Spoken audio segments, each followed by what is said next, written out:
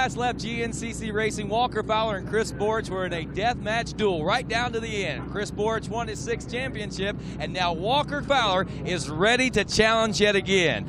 Hello, everyone, and welcome to Bike Week 2015. I'm Rodney Tomlin, along with Jen Kenyon, as we bring you GNCC live from the historic Daytona Beach Bike Week 2015, and again we're at the Rodman Plantation, well, just a couple of miles down for the road from the Rodman Plantation, where the famous or infamous Hurricane GNCC was ran last in 2004. Well, we're a few miles up, a little higher ground, a lot drier conditions, and of course this Wild Boar GNCC that we got coming to you today is stacked, packed, and ready to rock. There's no doubt about it. It's a brand new season. We've got some fresh faces. We've got some fresh people on some fresh rides. It's going to be pretty exciting. Let's check in with Jen Kenyon, and then let's head down to the start.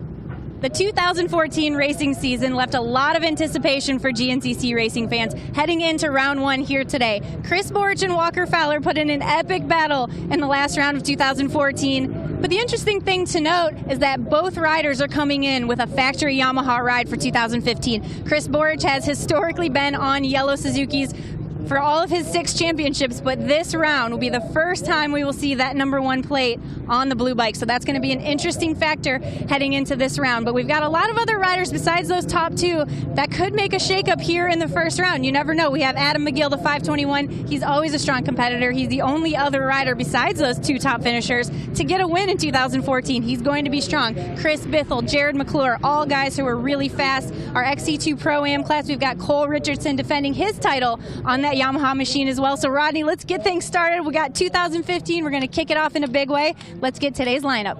Go out there and enjoy the day. With all the spectators and everyone that's gathered here. Once again, Lord, I want to thank you for the landowner. Bless their family for letting us use this beautiful piece of property to come out here and enjoy this sport. Lord, once again, watch over our military men and women. They fight for us each and every day so we can have such a wonderful country to live in. Be with our leaders also. They'll make the right decisions for us each and every day. Lord, continue to bless us and watch over us and just take us all home safely so we can get back together again one day. And we thank you for your Son, Jesus Christ. Amen. And now, ladies and gentlemen, if you would, please remain standing, stand at attention, remove those caps, and cross those hearts as we honor the greatest nation in the world with a playing of our national anthem.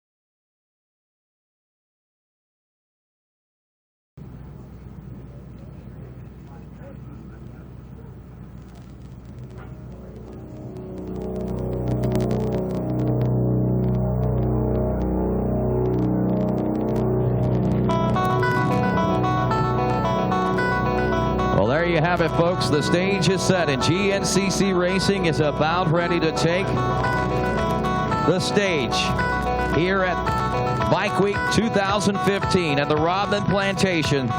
This first annual running of the Moose Racing Wild Boar GNCC from beautiful Palatka, Florida. As the riders warm their machines up, they begin to fade down, and of course we get set to introduce to you today's top GNCC pilots. Those riders that are going to be tackling 13 rounds and making their bid for the world-coveted GNCC ATV Championship title. As we turn our attention down to turn number 1. Rolling to the line first today, he rides aboard the number 1 Yamaha, a 6-time GNCC champion on a brand new ride, backed by factory Yamaha, SSI decals, and Maxxis tires, Chris Boar. Rolling to the line second today, aboard the number 2 Infab Ampro Yamaha, backed by Maxxis tires from Rogers, Ohio, last year's runner-up, Walker Fowler. Rolling to the line third today, riding aboard the number 521 from West Union, West Virginia, on the McGill Mafia pack machine, Adam McGill.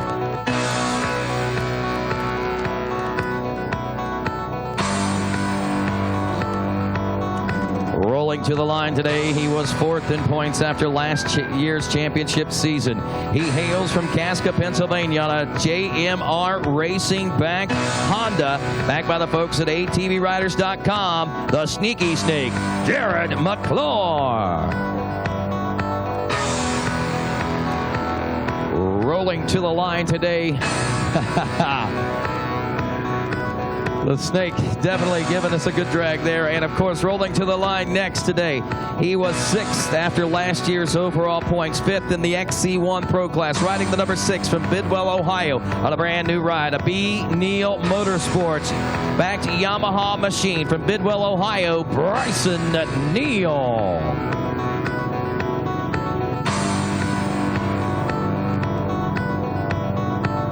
Actually, yes, there he is. All right. Bryson making his way down as we go to our next rider. He was 6th in points after last year. The number 7 from Irwin, Pennsylvania, on a precision prep Suzuki, Chris Bithell.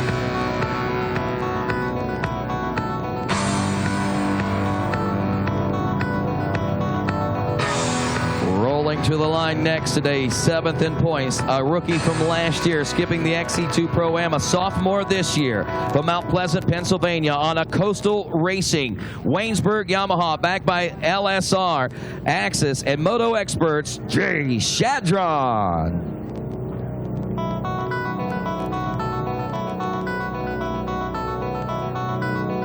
Rolling to the line next, he rides aboard the 341, known as the Lone Wolf himself, hailing out of Ohio, backed by the folks at Fast Tracks Racing. We're talking about none other than the number 341, Brian Wolf.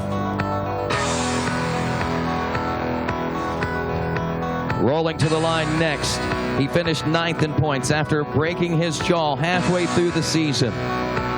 From Marietta, Ohio, riding on a Baldwin Motorsports, Moose Racing Maxxis-backed Honda, the new life, new attitude of Braden Hinthorn.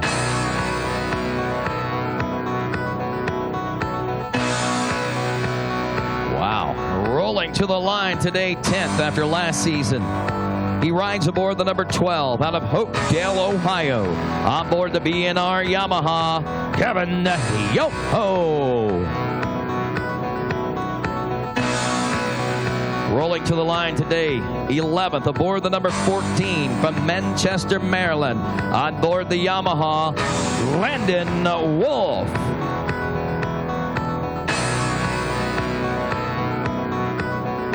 Rolling to the line next, He rides aboard the number 16 from Aurora, Ohio, celebrating his birthday today at 37 years old and 20 years as a professional ATV racer. On board the factory-backed Yamaha by GBC Tires from Aurora, Ohio, Johnny Gallagher.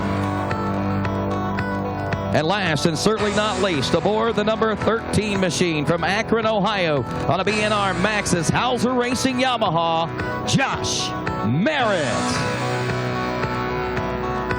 And that, ladies and gentlemen, your starting lineup for this, the inaugural running of the Moose Racing Wild Boar GNCC, round number 1 of the 2015 AMSOIL GNCC Series, presented by Maxxis. An AMA National Championship, and the National Championship in the ATVs begins here today for these XC1 Pros, the XC2 Pro-Ams, and of course our A, B, and college boy riders all out there ready to roll into history here in the sands of Florida as Ricky Towery gives them the word to fire them up. We'll give them just a couple of moments to get things sorted out here and to get things going exciting and get their blood pumping as we welcome the fans across the world to RacerTV.com, and of course our live coverage of this first running of the Moose Racing Wild Boar GNCC. We have got a big day ahead, a lot of unknown variables, and about 70% of the top 10 riders are all going to be riding on Yamahas. A lot of big changes this year. Probably one of the biggest changes was that of your champion, Chris Borch. One thing to point out, last time we raced here in 2004, Chris Borch was on a Yamaha brand, believe it or not. It wasn't long after that he made the switch to the Suzuki. He's won those 6 championship titles, now back to Yamaha, back in Florida. Will this be the start to a great new championship season and a whole new era as far as Chris Borch and his championship reign is concerned? Right now, Ricky Towery is up in turn 1, and he is getting things sorted out. He's doing the final checks and the final calls. Scoring is ready. Track is ready. And Ricky Towery says, riders, it's time for you to get ready as we're about to go in 1 minute before the start of this Moose Racing Wild Boar GNCC. And this is where the hearts begin to pound. The anxieties begin to overflow as a lot of hard work, a lot of raw determination, a lot of desire, and a lot of heart has been put forth in the last several months in preparation for what we have here today in this Wild Boar GNCC. It's the stage-setting opportunity for many of these riders to make a name and stake their claim in GNCC racing this first round. Will they be able to stop Chris Borch? He's won the past 5 season openers on board a Suzuki. Now, he has won 6 of the last 7 season openers, and that's some pretty good stats if you ask me. And Chris Borch is going to be one tough to beat, but he's on a Yamaha, different brand. But he's been riding that same Yamaha for over a year now. People didn't even know that. It's something he's been working on for a long time. The big question is, what's going to happen now? We're about ready to find out as we are less than 30 seconds away from going GNCC racing. I got to ask you, Florida race fans, are you ready to go GNCC racing? Come on, Florida, it's the kickoff to a brand new season. I'm going to ask you one more time. Florida race fans, are you ready to go GNCC racing? 10 seconds. And row number 1, the XC1 Pro, will be off and rolling at our Moose Racing Wild Boar GNCC. $250 hole shot up for grabs now as our leaders round the first turn. And look at this, nearly side by side, but it's going to be the 521. Adam McGill grabbing the early lead, and B. Neal Motorsports' Yamaha rider Bryson Neal now in the number 2 position as they open up out here in today's race. Moving next to the XC2 Pro-Am. All eyes going to be on this guy, the number 5 of Cole Richardson, also Marty Christopherson, Fred Marley, Randy Hamilton, James Green, Wes Kinsley, Jonathan Fugate, Levi Cohen, Robbie Picarori, Blake Tornes, Tommy Kuntz, Luke Shepard, Cody Collier, Danny Rogers, Lyndon Lane, Bryson Hobbs, Bradley Burrows, Stephen Golden, Ben Brink, Cameron Bruce, as well as Anthony Herring, Cody Ellison, Michael Lancaster, Jake Stonebreaker, and Christopher O'Neill in 10 seconds. XC2 Pro-Am.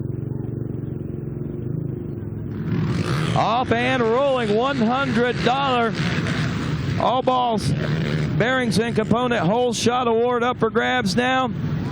And it's the number 5 of Cole Richardson. Cole Richardson telling me earlier this morning, I've never been known for my starts. I usually have to work my way up, but he starts out front of the pack here today and could be obviously the one to beat in this class, wearing that number 5 and winning most of last year's championship rounds. Junior A 22 plus. Junior A 22 plus with Matthew King, Justin Paul, Austin Park, Simon Bissell, Tommy Valetti, Joshua Beach, Zachary Dean, Dustin Dolkowski, Kevin Patterson, Cameron Rogers, Dwight Pollard, Ray Lippincott, and Trent Johnson. 10 seconds.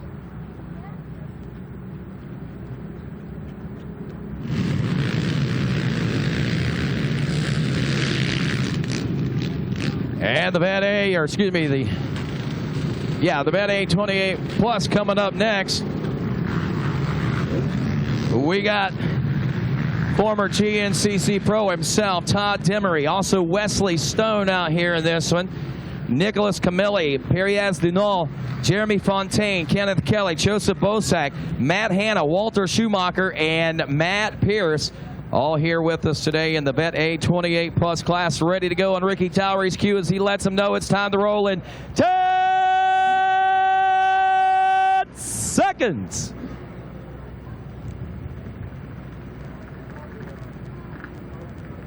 And look at that.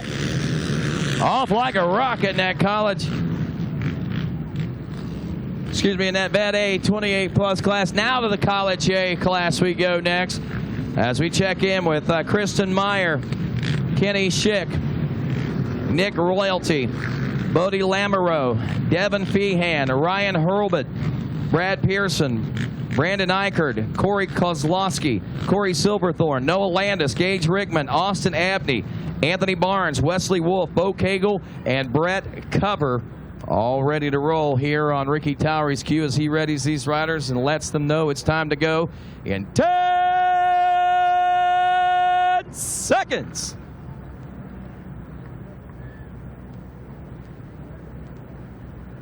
And they're off. Kickstarts are down.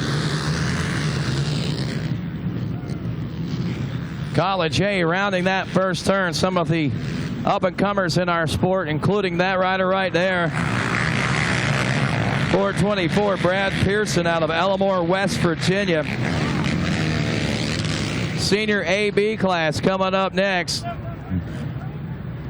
38 plus class here. John Galata, Aaron Delancey, Martin Whitty, Glenn Coryell, Chuck Horton, Brad Breedlove, Tommy Thompson, and Rusty Repass. Ready to roll in 10 seconds.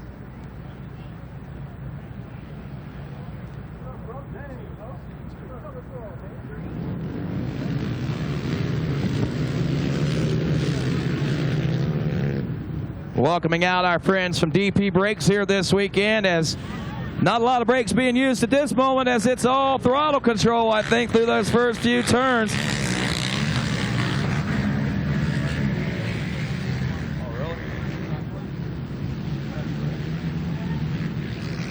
Junior B 22 plus class, I believe, is what we look at next. Eric Hollyfield, Alan Tuttle, Liam Cater. Also Chris Wittenberger, Ben DeMarco, PP himself, PP DeMarco out of Columbus, John Krebs, Cody Pozovic, and Josh Osborne, a good buddy of mine out of Wellston, Ohio, in 10 seconds for the Junior B 22 plus class. And they're off. Look at them go, my friends. Vet B coming up next.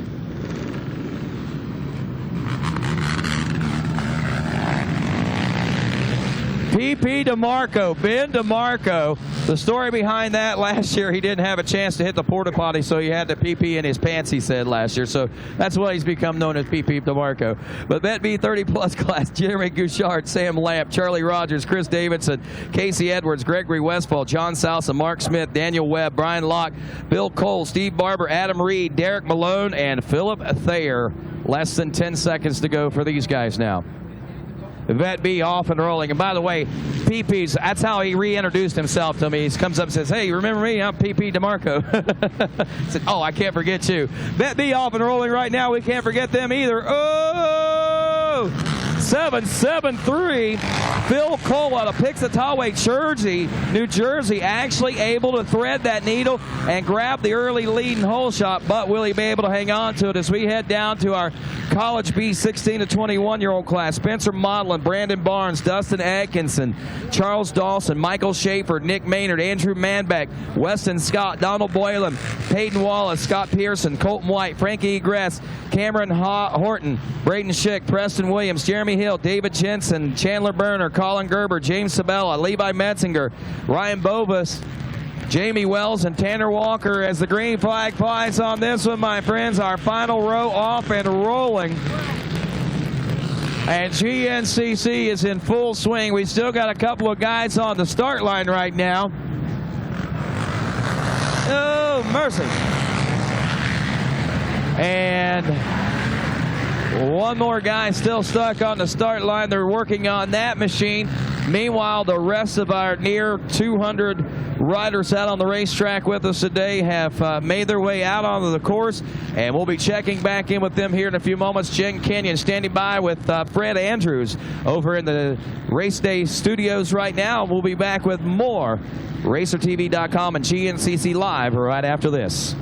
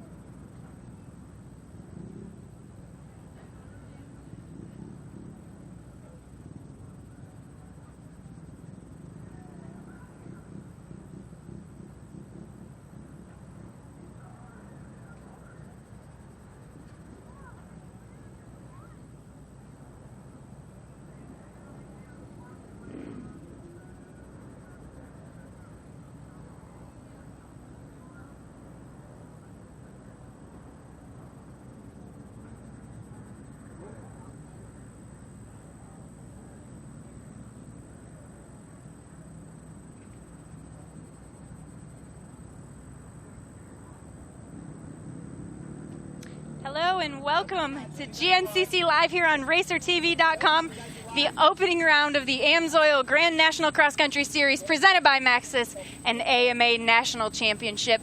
I'm Jen Kenyon. I'm joined alongside Fred Andrews, and Rodney Tomlin just gave us the great start action here at round one, the Moose Racing Wild Boar GNCC. Now, Fred, we're at a location here in Palatka, Florida. You may have raced at this place back in 2003, 2002.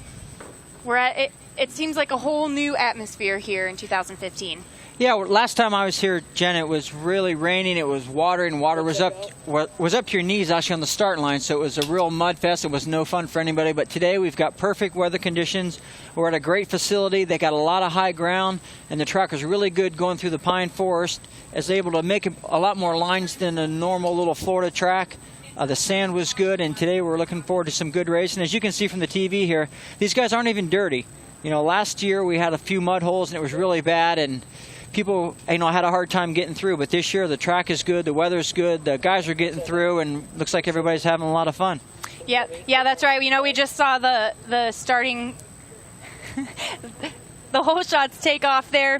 We have a lot of anticipation coming into this opening round. We've got guys based off their 2014 seeds. We have obviously Chris Borch in the #1 spot, Walker Fowler right there. Only 5 points separated those two riders there at the end of 2014. So we know that's kind of our head-to-head rivalry heading into this one. We've got Adam McGill. Jen, it's Chris Borch is on a new bike, and I think that's the big hype. Everybody thinks, well, he may have lost his edge because he's off his Suzuki and we can go get him. As you can see, Adam McGill got the start, and Adam McGill's got a fresh outlook on this year, knowing maybe that was his strength, was that Suzuki, but nobody really knew that he had a Yamaha the whole time, and he was working on it too. So Chris is a champion. He knew if he was going to switch bikes, he needed to get that bike early, get all the bugs worked out, because everybody is still expecting Chris Borch to be Chris Borch on no matter what he rides, and I'm sure that's what Chris did. But on the other hand, people think, well, maybe it's not as good as what it was. So this first race is going to mean a lot to everybody. Everybody's throwing everything they got at Chris Borch, and if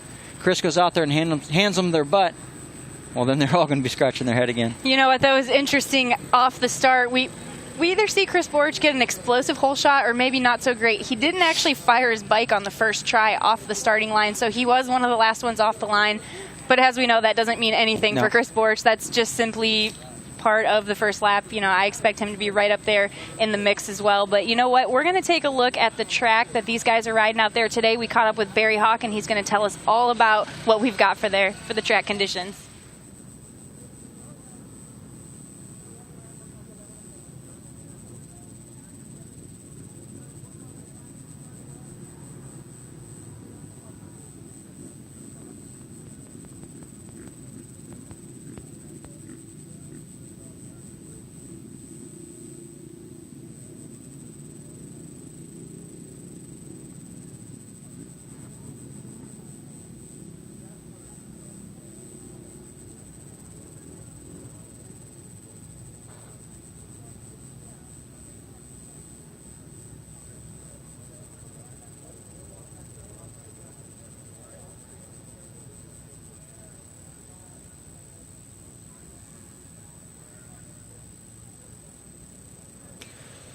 All right, I'm not sure. I don't see we're in a commercial break, but welcome back, everyone, to beautiful Palatka, Florida, the Rodman Plantation, and, of course, the Wild Boar GNCC, all brought to you by Moose Racing here this weekend, a part of that Parts Unlimited family. I'm Rodney Tumble along with Fred Andrews, and we are in the first round of the 2015 AMSOIL GNCC Series presented by Max. It's an AMA National Championship, and Fred, I tell you what, man, beautiful sunshiny Florida. It's got a little overcast today on and off, partly cloudy, but you know what's I guess tradition and remains tradition is we got some nice sand here at the Rodman Plantation. And the unique thing about this is it's got a little clay mixed in it also.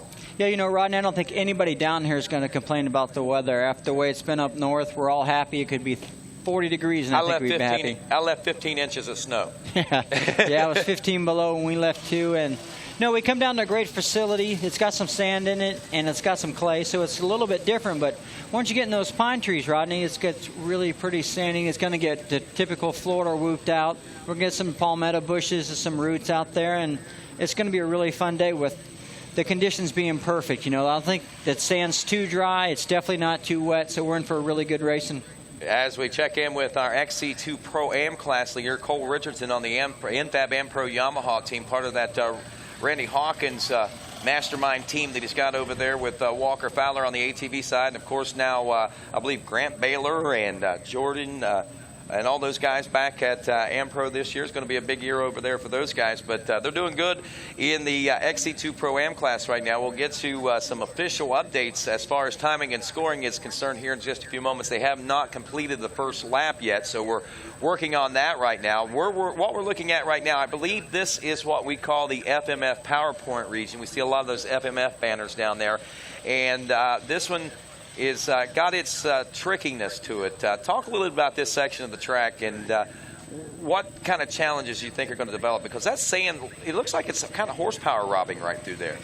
Yeah, Rodney, that sand actually, like you said, it's horsepower, Rodney. It's kind of, the whole time you're out on the bike, you're working hard. That's one thing about the sand. There's no real places to rest. And you can see some of the ground's really hard right there, so it's going to get chopped out and it gets a lot of square edge bumps. And that's really hard on you. And these ruts are just going to get deeper and deeper when they get deeper, like going up the little FMF PowerPoint hill there. And welcome back to GNCC Live here on RacerTV.com as we pick back up here on the FMF PowerPoint. And, of course, Rodney Tomlin along with Fred Andrews, also Jen Kenyon, going to be with us some throughout the course of the day today as well. And I know that Jen has been busy this offseason trying to keep up to date with all the changes that have been taking place. And Fred, man, talk about changes. I have to say there have been a lot of changes in the offseason as far as the ATVs are concerned. Yeah, Rodney, I think the biggest change is the Chris Boar change. You know, they held it a secret for a long time, Rodney, because we really didn't hear about it until a week before this race started. So that was the biggest news probably of the year. And him coming back in the battle that we had last year, and here's Adam McGill leading the first lap. He got the start, and looks like he's trying to make a statement, right, Rodney? It sure does. And you know what's really unique is the fact that I was talking with Chris Bach, who is a motorcycle rider, but an avid ATV racing fan and real good friends with all these guys. He was talking about this same scenario and case that we're looking at right now as we see, I believe that's Bithell checking in there in the number 3 spot. But the thing that he was pointing out is that Adam McGill is fast and he's capable of winning races. We know that, but Adam is not going to be, he said, until Adam figures out that last half hour, he's not going to be able to win consistently. And I thought that was a pretty good observation from a bike guy, if you want to know the truth, watching an ATV. But I think it's a good valid point, because oftentimes we see Adam get out front, and it's that last half hour where little mistakes and things start to happen, and you see sometimes that lead slip away. You know, Ron, that usually comes down to conditioning. You know, if you're not on your game the whole time and you're at the first of the race, your strength and your conditioning is carrying you through. But towards the end, you start losing your little bit of your edge, and some of the routes and stuff you normally would be focused on, you kind of get lazy a little bit because you're getting tired, and you hit that route, and next thing you know, you're out of control, you're off the trail, and then when the leaders do pass you, you try to keep up with them, and you can't, and then it works against your mind. So it's a physical and it's a mental thing. All right, here's the official way things are breaking down. Check this out. Adam McGill is out front. Jay Shadron, the sophomore, running in the number 2 spot on his Yamaha, the number 9. That was Chris Bithell, the only Suzuki pilot that I'm aware of in the top 10 right now on board that number 7 machine. Bryson Neal, B. Neal Motorsports backed ride on the new Yamaha this year, running in 4th. Chris Borch, your defending champion, back in the number 5 spot. Walker Fowler, who was last year's runner-up, is running 6th. Crazy K, Kevin Yoho, running in the number 7 spot as we open things up here at the Moose Racing Wild Boar GNCC. And looking at the gaps right now, 5.7 seconds back to Shadron, another 7.8 back to Bithell, another 5 back to Bryson Neal, less than a second back to Borch. But you start doing the mathematics here, we're looking at about 17 or 18 seconds on lap number 1 that Chris Borch and Walker Fowler has given to the rest of the field. Actually, adding another 9 seconds on that, because Walker Fowler is trailing Chris Borch by 9 seconds right now. So I'm kind of surprised to see it this spread out. But again, it's early in the season, early in the race, still a lot of unknown variables, a lot of I think people racing on adrenaline right now too, and until that adrenaline runs out and things start to settle down, we may not get a true sighting or vision of what this race is going to pan out like. But then again, it could be like this all day long, because I know, like I said, whenever you got that adrenaline flowing, like I'm sure that Adam does and that Jay does and that Chris does. I saw Chris Bithell's adrenaline flowing out of his ears before the race even started today. That's how pumped up he was and amped up to be out there. So we got the stage set for a big day today. Some possible big changes, but some possible big surprises on the horizon as well.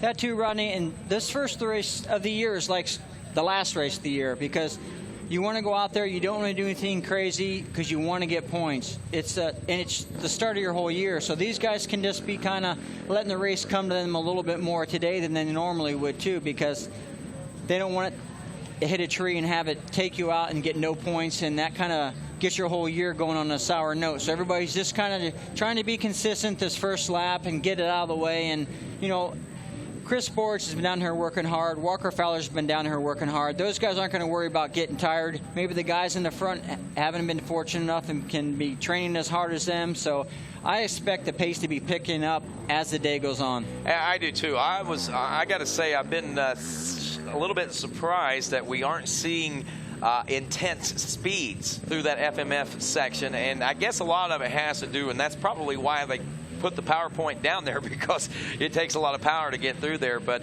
pretty surprised that there's our leader, the 521 of Adam McGill now, as he makes his way around the racetrack now. He is out near the start line, actually, where we started the race there a few moments ago, and all the way back out there. So that would technically be a complete full lap for him, at least on the first. But the first lap was there at the finish line. So they got about a mile or so after the finish line before they reached the starting point. So this first lap we see with lap times 23:32. It's going to be a little longer, so we'll probably see lap times closer to the 25, 26-minute lap times by the time it's all said and done. Look at this battle starting to shape up out here right now.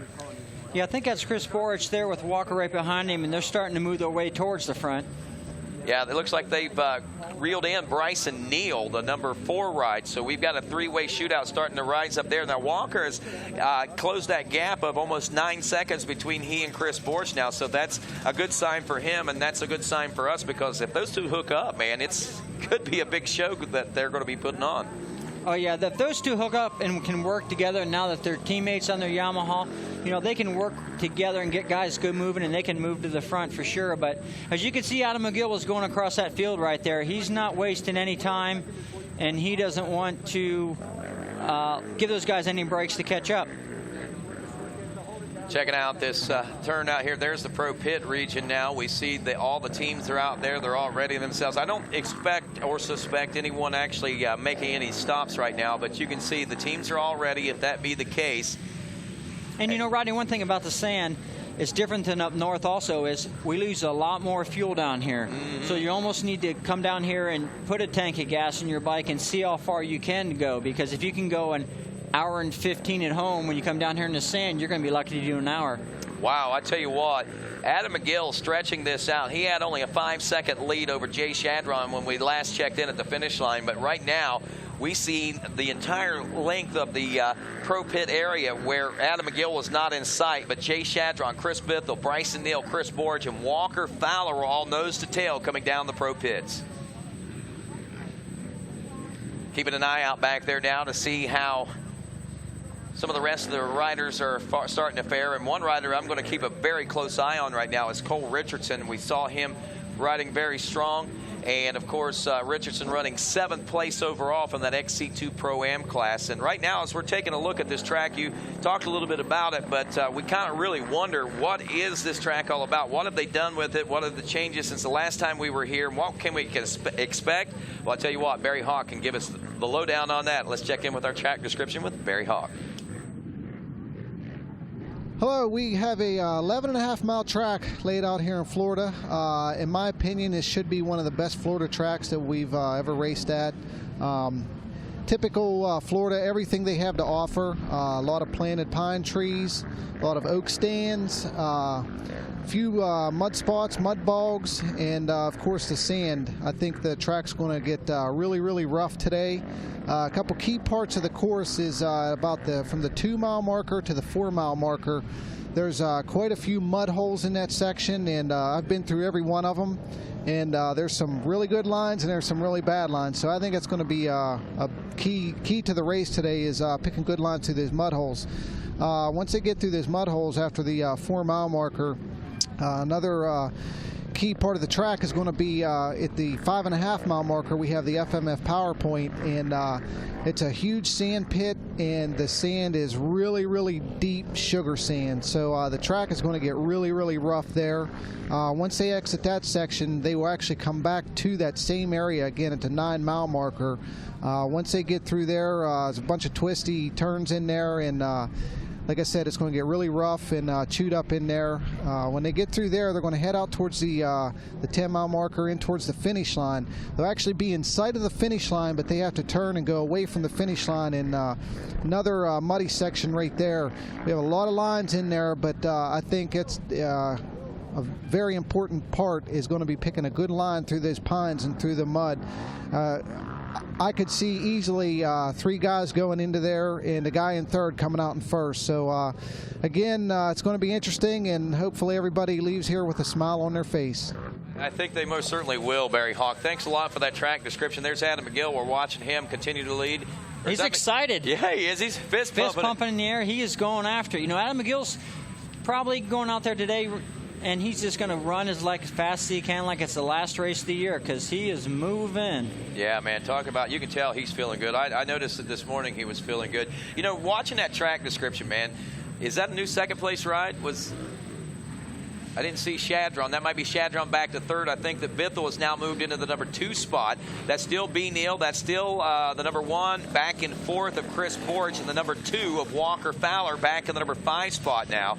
So good battling still going on there right now. A little bit of a change going on up front as Bithell is trying to make some moves, it looks like. But, you know, we were listening to that track description there a few moments ago, Fred, and we both looked at each other whenever they went in that tight pine section. I said, man, that's tight. And I recall them talking about how tight the woods would be, some of those sections would be for the ATVs even. Basically, Barry said, be careful.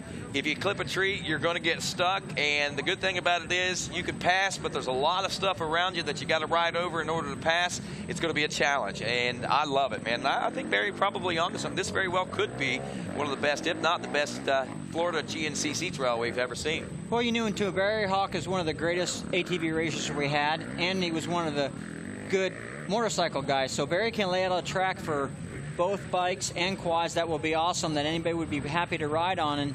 And one thing about riding it a little bit tighter in the woods like that, Rodney, it's going to get rougher and rougher and rougher. So we're going to see who's really in shape and who's doing their homework. You know, out here in the flats like we're seeing now, you got a little bit of time to rest, but once you get in those woods, man, it is on. You better be on your game. Well, about halfway through, or we're about a third of the way through, I guess, lap number 2 right now. Last check when they came through, Adam McGill leading Chase Shadron. Chris Bithell has gotten around since then. We've seen that gap open a little bit. So now the running order is McGill, Bithell, Shadron, Bryson Neal, Chris Borch, Walker Fowler, your top 5. Kevin Yoho running in the number 6 spot. Jared McClure, 7th. This is the Pro Class standings. Brian Wolf, the 341 Honda, in 9th. And Landon Wolf, the number 14, rounds out the top 10. Then Josh Merritt, Braden Henthorn in 12th, and our birthday boy, 37 years old today, Johnny Gallagher. He'll be my broadcast partner tomorrow, but Johnny G celebrating 20 years, I think, of GNCC professional racing, and, of course, his birthday here today in the opening round. So happy birthday to Johnny G, riding this year on board the number 16, but I have a feeling that things are going to change for him as the year wears on. We see a good battle rate. We just saw Wolf. Actually, we saw McClure, Wolf, also Josh Merritt, all nose to tail right there going through that section of the track just a second ago. So though there might be some packs out there and they might be a little spread out, Fred, I think we've got a couple of good packs that have some good battles going on. Yeah, Rodney, I'm right there today. As you can see on the TV, there's battles everywhere. There's a lot of good riders that have hooked up, and they're trying to make their way forward and pass some more guys. And you know, these fields are really nice like that. These quad guys got some spots where they come in there and they're sliding in turns, and then as soon as they get to them stand spot, Rodney, you can see it right there. It just starts getting rougher and rougher as the day goes on. So these guys are in for a long day, and they're not even muddy. You know, last year at this point, we were thinking, oh, man, are these guys even going to make it around? And everybody was, you know, oh, man, I don't want to ride out there. But we are in perfect conditions right now. Most certainly. As we go to a shot with a guy, a little bit of mud. Now, he just came through that little muddy section. But last year's mud mucker, man, we had rain, lots of rain leading into that weeks ahead. And that ground was saturated, so that was the reason we had those conditions. Another unique thing I think was pretty neat, Barry was talking about the sands, talking about sugar sand and talking about this kind of sand. There's like 2 or 3 different kinds of sand out here in this one facility, believe it or not. The deep sugar sands that he was talking about, the clay, the fine powdery type sands. I mean, it's pretty wild, the diversity of sands that we have on one property like this. You know, and the different sands make different parts of the track. That sugar sand is going to get nice and rolling and round stuff, and this blacker dirt's kind of got some clay in it, so it's going to get square edge where the guys are going to be hitting like little curbs. So you're got to have your bike set up for just about 3 different kinds of sand, and it's definitely a unique situation here on this facility.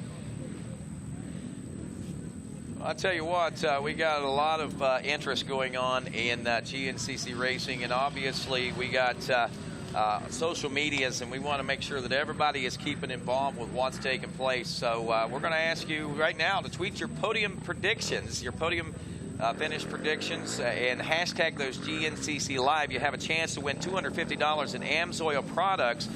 Make sure that you are following @RacerTV as well. But it don't matter if you're right or wrong. We just want to know who you think's going to win this thing, and we'll pick a winner at the end or near the end of the show and award somebody with $250. Again, hashtag GNCC Live, your podium finish predictions right now, and we'll see if we can get you some great things as far as AMSOIL product is concerned. And again, just thanks for tuning in, and thanks for listening and watching as well.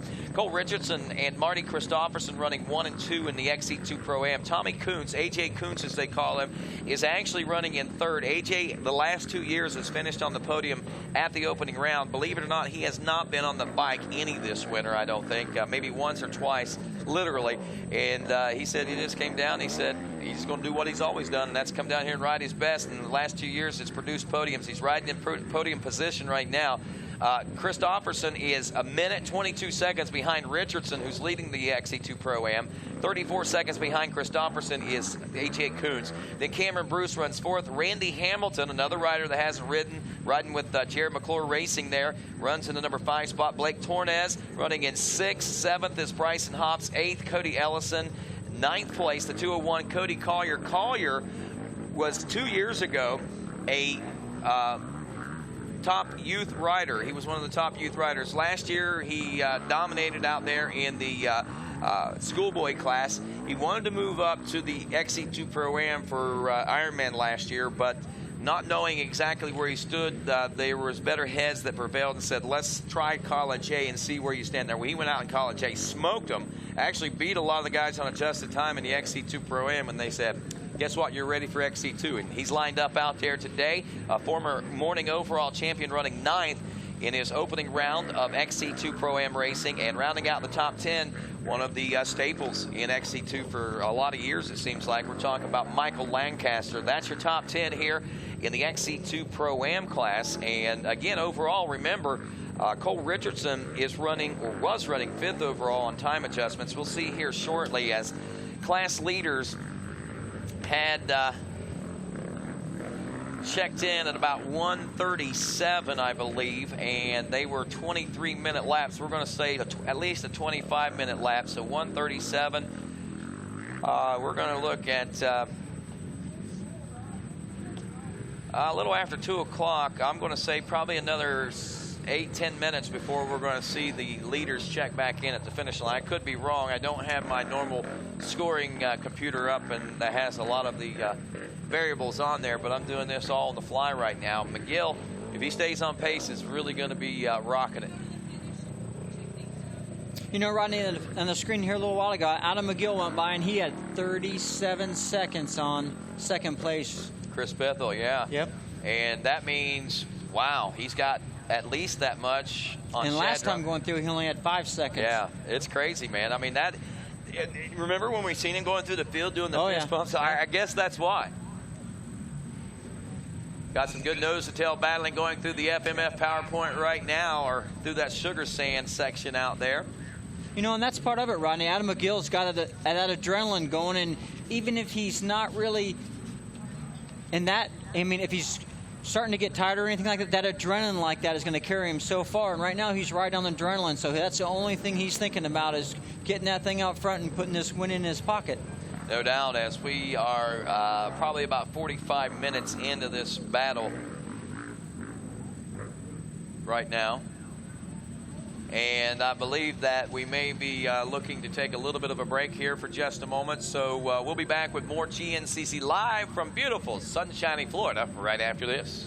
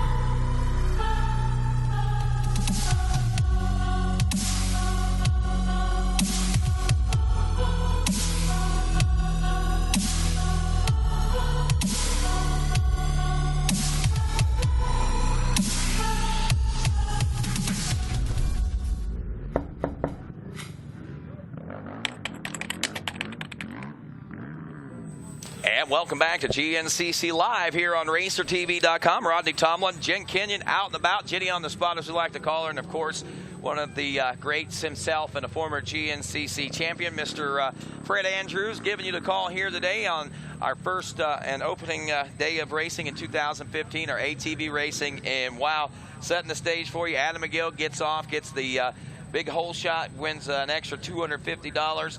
Jay Shadron falls in right behind him. Actually, Bryson Neal fell in right behind him, but whenever they came around to the finish, Shadron had moved up to second. Bithell was running third. Bryson Neal dropped to fourth.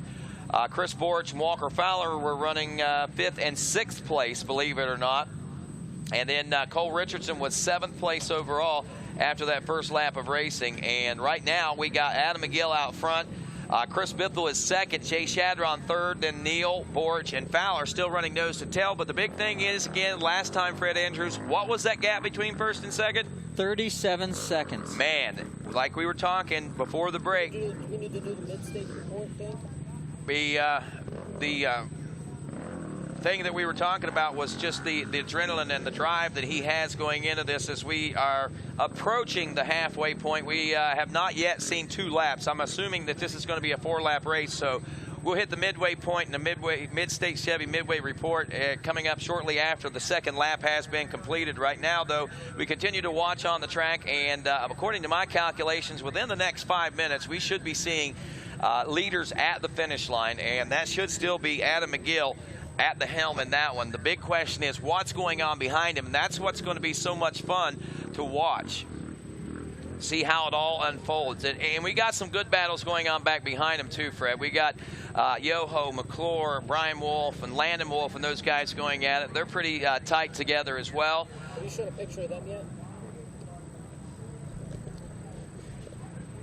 And Fred, I tell you, man, this is undeniably a great opener. Like you said, weather conditions, track conditions, probably prime. We got the right amount of moisture. Did get a little bit of rain overnight on Thursday night leading into Friday. We had overcast skies all day yesterday. Actually had some rain yesterday under those overcast skies and cool temperatures. But, man, I'll tell you, it's a little warmer today. There's been no rain falling. It's getting a little cool every once in a while, but track is in perfect condition. And as far as weather goes, man, you couldn't ask for better riding conditions in this type of temperatures, I think. No, Ron, the track is really in good shape. The weather is good. As you can see now, this FMF PowerPoint, how much it's really changed since the first lap. You know, the first lap they came through there, they're nice and they were sideways and having a lot of fun.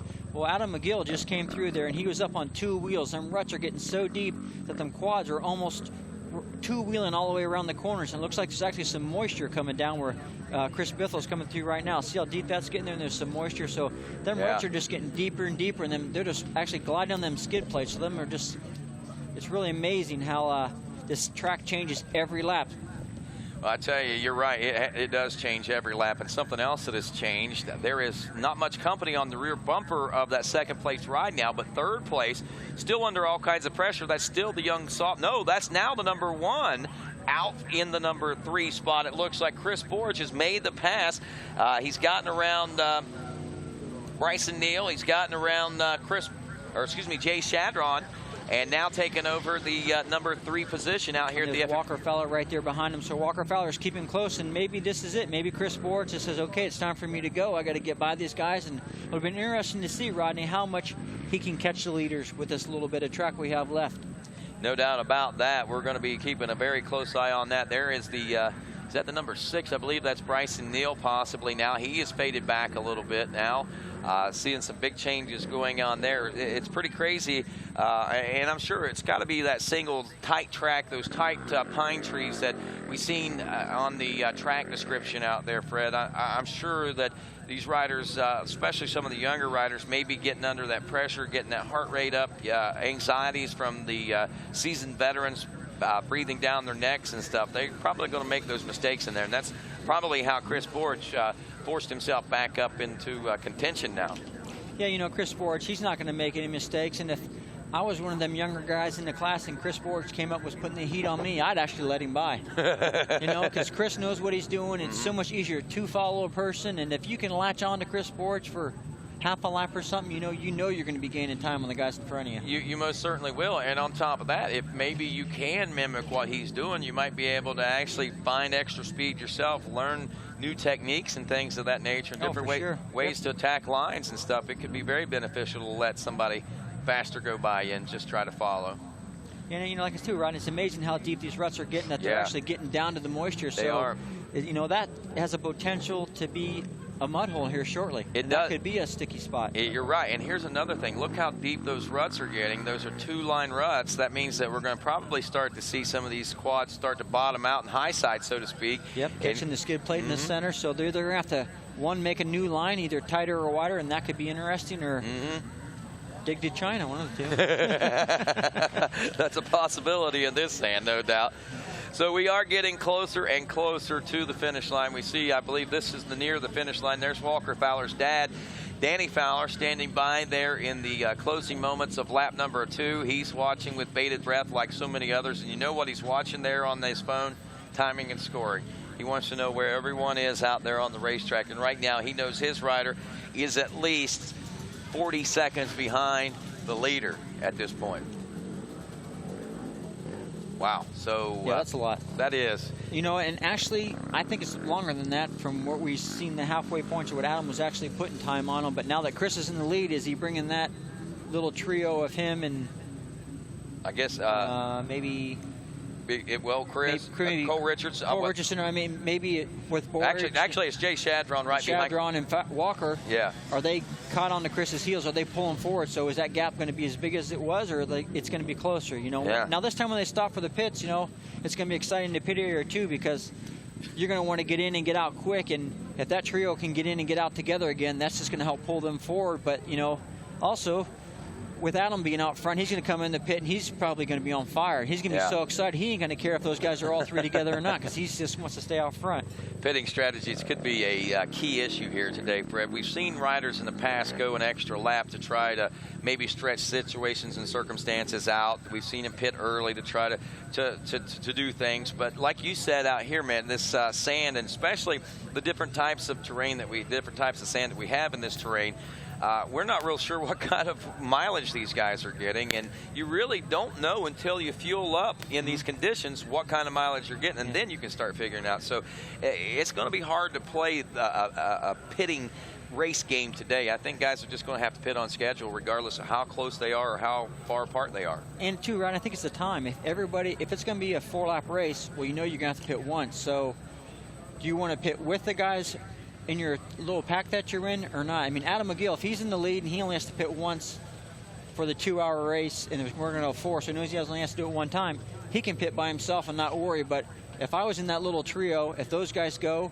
I think, you know, I would have to go. But, you know, you have to pit once. But with it being in the sand and the fuel like that, I don't think they can. I think everybody's going to have to pit this lap, Rodney. I think you're right. I think mileage is going to play a critical role in that. We're looking back a little further in the pack right now.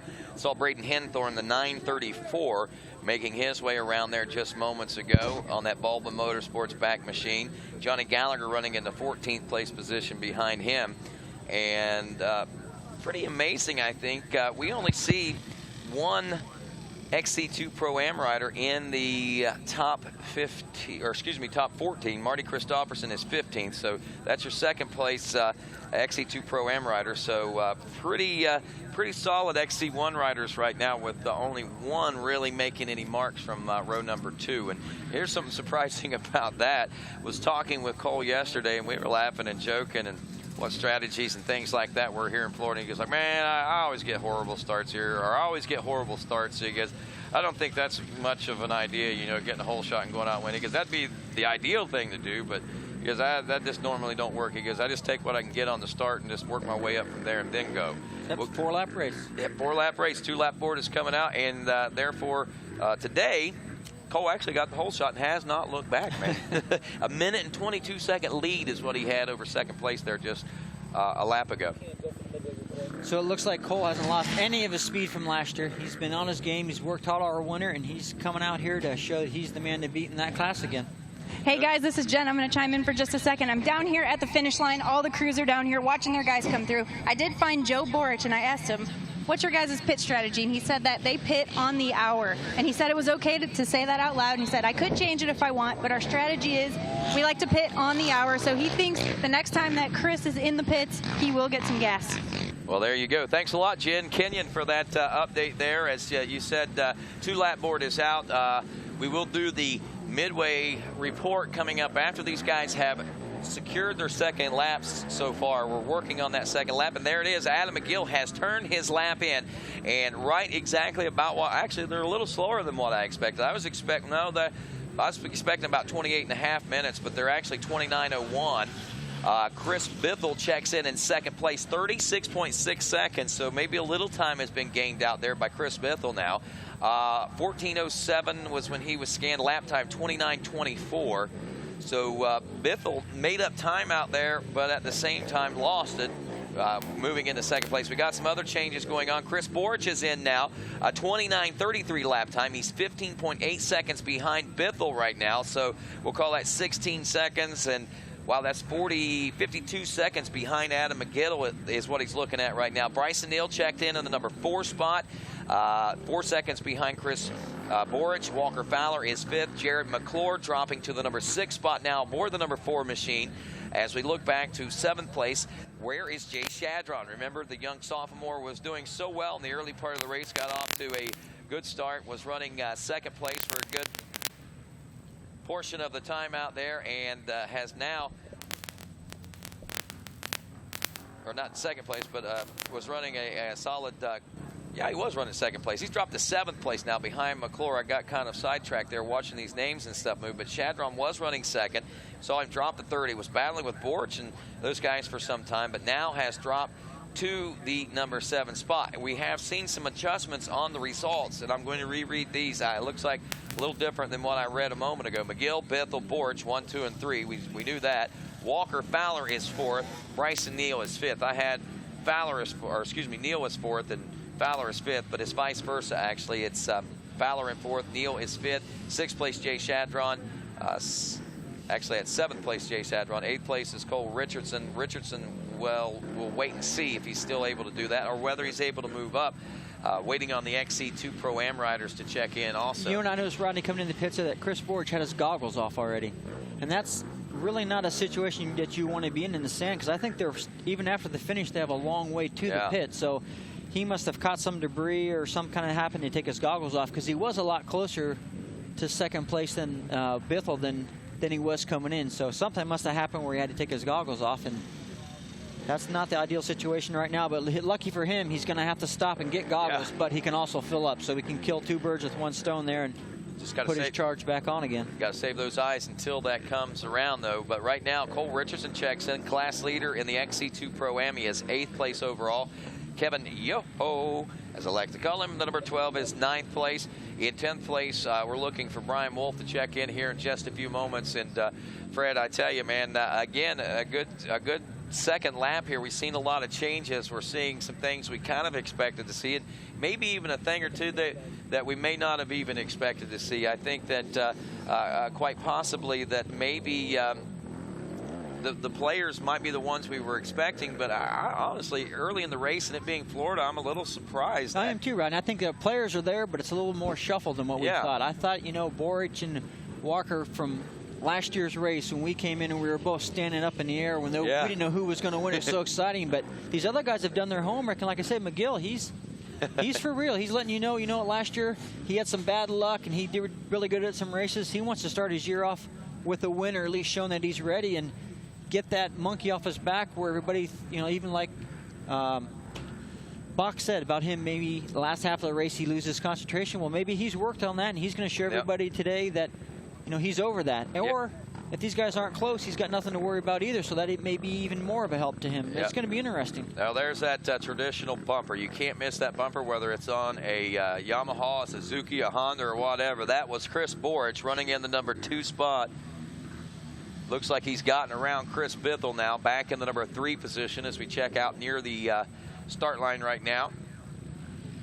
And wow, so there we see changes again. Borch and Bithell swapping and flopping there. Walker Fowler finally checking into the screen there was said 4 seconds behind Chris Borich at the finish line, but I got to tell you, that looked a lot wider than 4 seconds to me. Sure did, Rodney.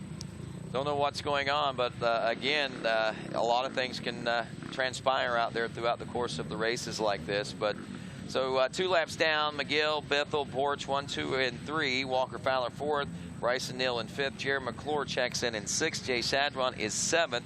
8th in the class, 9th overall is Kevin Yoho. 9th in class, 10th overall, Ryan Wolf. 11th overall, 10th in class, Johnny Gallagher. Is the way the XC1 Pro breaks down. Now, 8th place overall is XC2 Pro-Am class leader Cole Richardson, the number 5. So we'll be keeping an eye on this rider.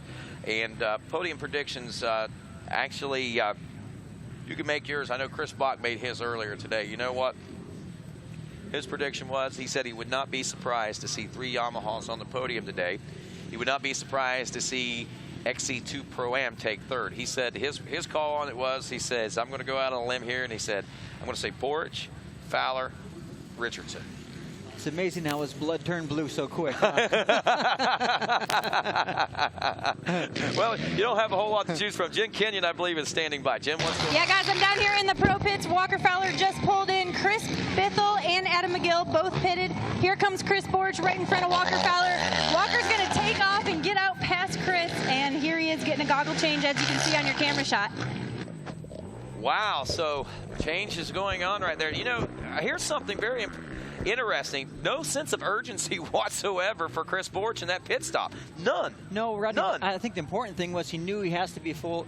The fuel has to be all the way to the top. So I think, you know, there's no reason to get hurried. When you come in the pits and you're all excited, yelling, screaming, it gets your pit crew all screwed up and they get all nervous. So he's been around a long time. He came in, he knows what he has to do. If the bike's full of gas, he's going to give it everything he's got. I'm just amazed at how calm, cool, collected he was through that pit stop. And even with Walker going around him, man, he just pulls right on out, looks behind him like there's no big deal, like there's no sense of urgency whatsoever in this right now. So, new changes going on. I don't know where Bithell fell into this whole ordeal right here. Maybe Jen Kenyon can pop back in with us and let us know on that. But we got, if I'm not mistaken, I think it is McGill, Fowler, and Borich now, unless Bithell got out in front of both Borich and Fowler. Right there. There is Jen Kenyon there. She's a little close to a speaker. She'll get away from that, and then she'll check back in with us, I think, here in just a second. But she'll have the lowdown on that as we check out the exit of Pro Row. That goes right past Chris Borch's pits right there as we get a good look at Vendors Row, full of great vendors and great sponsors out here with us today. Hey, Rodney, it's me. I just checked in with the Chris Bithell pit, and yeah, we were right. Chris is in 2nd place. He did pull out just ahead of Walker and Borich. So okay, it's McGill, Bithell, Borich, and Fowler. Those two, I may have gotten them mixed up. There was so much action. It was crazy. They were all here in the pits at the same time. Wow, thanks a lot. Thanks a lot, Jen, for clarifying that. So Bithell did get out in the number 2 spot, and that's what I was kind of curious about. And Fowler got out in front of Borich, so it's going McGill, Bithell, Fowler, Borich now. And what a change there. Remember, at the end of lap number 1, Fowler was all the way back in 6th place. There's Cole Richardson in now. He as well taking a shot of gas. No sense of urgency there for him. Heck, when you got let's see what his lead is now. I think he had a 1:22 lead at the end of the first lap. 3 minutes and 45 seconds over 2nd place right now. Marty Christopherson out of New York. A.J. Kuntz running in the number 3 spot. Randy Hamilton is 4th. Blake Tornes rounds out your top 5. Then we got Cody Ellison. Cody Collier up to 7th from 9th now, and looking for Cameron Bruce in 8th. Bryson Hops 9th, and Michael Lancaster to round out your top 10. So, wow. Yeah, that's some good stuff, man. I mean, 3 minutes and 45 seconds. Now, Fred, I know back in your day of racing, it was not unheard of for 4 or 5 minute wins for class leaders and things like that. But we know as tradition holds over the course of the last less than a decade anyway, it's not so much been that. We don't have a lot of the runaways. On occasion you do, but I mean not like what we're seeing right now with Cole Richardson, 3 minutes and 45 seconds over the rest of the field right now. No, Ronnie, that's definitely not something you see. You know, these guys like these guys here, I mean, they're all pushing head to tail right now, and they're going to be within maybe 30 seconds of the leader right now. But, you know, they're switching lines, and they're going, and it's amazing that Cole's you know, whether he's gotten out and those guys had a jam and he got that far ahead, but no, because each lap he keeps on gaining and gaining time on them. Was that Boar and Fowler that just went by in that battle? Yeah, I believe it was. You know, I think those guys, you know, they stayed in that little group, so we're going to have to see if they can catch Adam McGill. Yeah, no doubt. I don't know, but it almost looked like, if I saw what I thought I saw, maybe Borch might have gotten back around Fowler right there. Yeah, I was thinking the same thing too, Rodney. You know, when Chris came in, you could see his eyes were kind of squinty because he didn't have goggles on. And that was one of the things that they did put it on him, so he'll be able to charge really hard out there right now. So it looks like Borch has taken over that number 3 spot back away from Walker Fowler. It's now McGill, Bithell, Borch, and Fowler, and that's the way they've crossed the finish line at the end of lap number 2. And speaking of lap number 2, we've had a chance to check in with several of these guys. We're going to take a moment right now, and we're going to check in with our Mid-State Chevy Midway Report and give you a lowdown on how everything's starting to shake down as far as this Moose Racing Wild Boar GNCC is concerned. In the XC1 Pro class, top to bottom, it looks like this. Adam McGill leading 36.6 seconds over Chris Bithell, the number 7 and second. Chris Borch, the number 1 Yamaha rider, now another, well, was 15 seconds back, but I'm not sure exactly how far he is behind Bithell right now. Walker Fowler and is running in the number 4 spot, was 4.2 seconds back. They're now nose to tail. Rounding out the top 5, XC1, Bryson Neal aboard the number 6. 6th place, the number 4, Jared McClure. 7th spot, Jay Shadron, the sophomore. 8th spot, the number 12, Kevin Yoho. 9th place, Brian Wolf. 10th place, Johnny Gallagher, the birthday boy today, on the number 16. Then we got Wolf, Merritt, and Henthorn rounding out those top 13. XC2 Pro-Am sees Cole Richardson leading Marty Christopherson by 3 minutes and 45 seconds. Another 20 seconds back is Tommy Kuntz, or AJ Kuntz, back in the number 3 spot. Randy Hamilton running in 4th, minute, well, 58 seconds, call it, behind AJ. Blake Tornes, 8 seconds behind Hamilton. Cody Ellison running in 6th aboard the 747, about 45 seconds back. In 7th place, the 201 of Cody Collier, only 6 seconds off pace of Cody Ellison. Here's something else to point out about Collier, a 32.43 for him. Ellison at 33.20. So in theory right now, Collier is probably your 6th place ride with Ellison in 7th. 8th spot, Cameron Bruce is 8th. 9th place, 26 at Jonathan Fugate, and rounding out the top 10, 223, Bryson Hobbs. On to the College A class, another top-level class in the afternoon division. This one being led, it says, by Cole Richardson. I think they got him signed up in the wrong class. I didn't want to say that. I mean, he's got number 5 actually, on his bike. Yeah, they got it fixed. They just got it fixed. That was funny. But Kenny Schick leading the College A class, the number 73, a 28:28 lap time. Now, they've only completed 1 lap, so this is after their first lap of racing. But a 7-second lead over Brett Cover, the 924. He had a 48-second lead over Anthony Barnes in 3rd. Brandon Eichert running in the number 4 spot. 5th place, Noah Landis there in the College A class. 6th place, Austin Abney. 7th spot, Gage Rickman. 8th place, Devin Fehan. 9th place, Wesley Wolf. Hadn't even seen or heard of him so far this weekend, and good to see him out there doing well, moving up from the youth ranks last year himself. In 9th place, or I guess it would have been the 10 o'clock race from last year he moved up from. But 10th place is Christian Meyer, rounding out the top 10 there in the College A class. We'll check back in a few minutes with this class and see more about what's going on. But right now, continuing with our Mid-State Chevy Midway Report. College B class, Jeremy Hill leading, Colin Gerber, Dustin Atkinson running in the number 3 spot. Then it's Brandon Barnes running in 4th. Tanner Walker in the number 5 spot. 6th place then Charles Berner, James Sabella in 7th. Charles Dawson is 8th. Ryan Bovis is 9th. And Frankie Egress rounds out your top 10. Junior A 22+ class now. Dwight Pollard leading Simon Bissell. Got a minute and 7 seconds between those two. Then back to 3rd place Matthew King, about 13 seconds. Another minute 20 back to Tommy Valetti.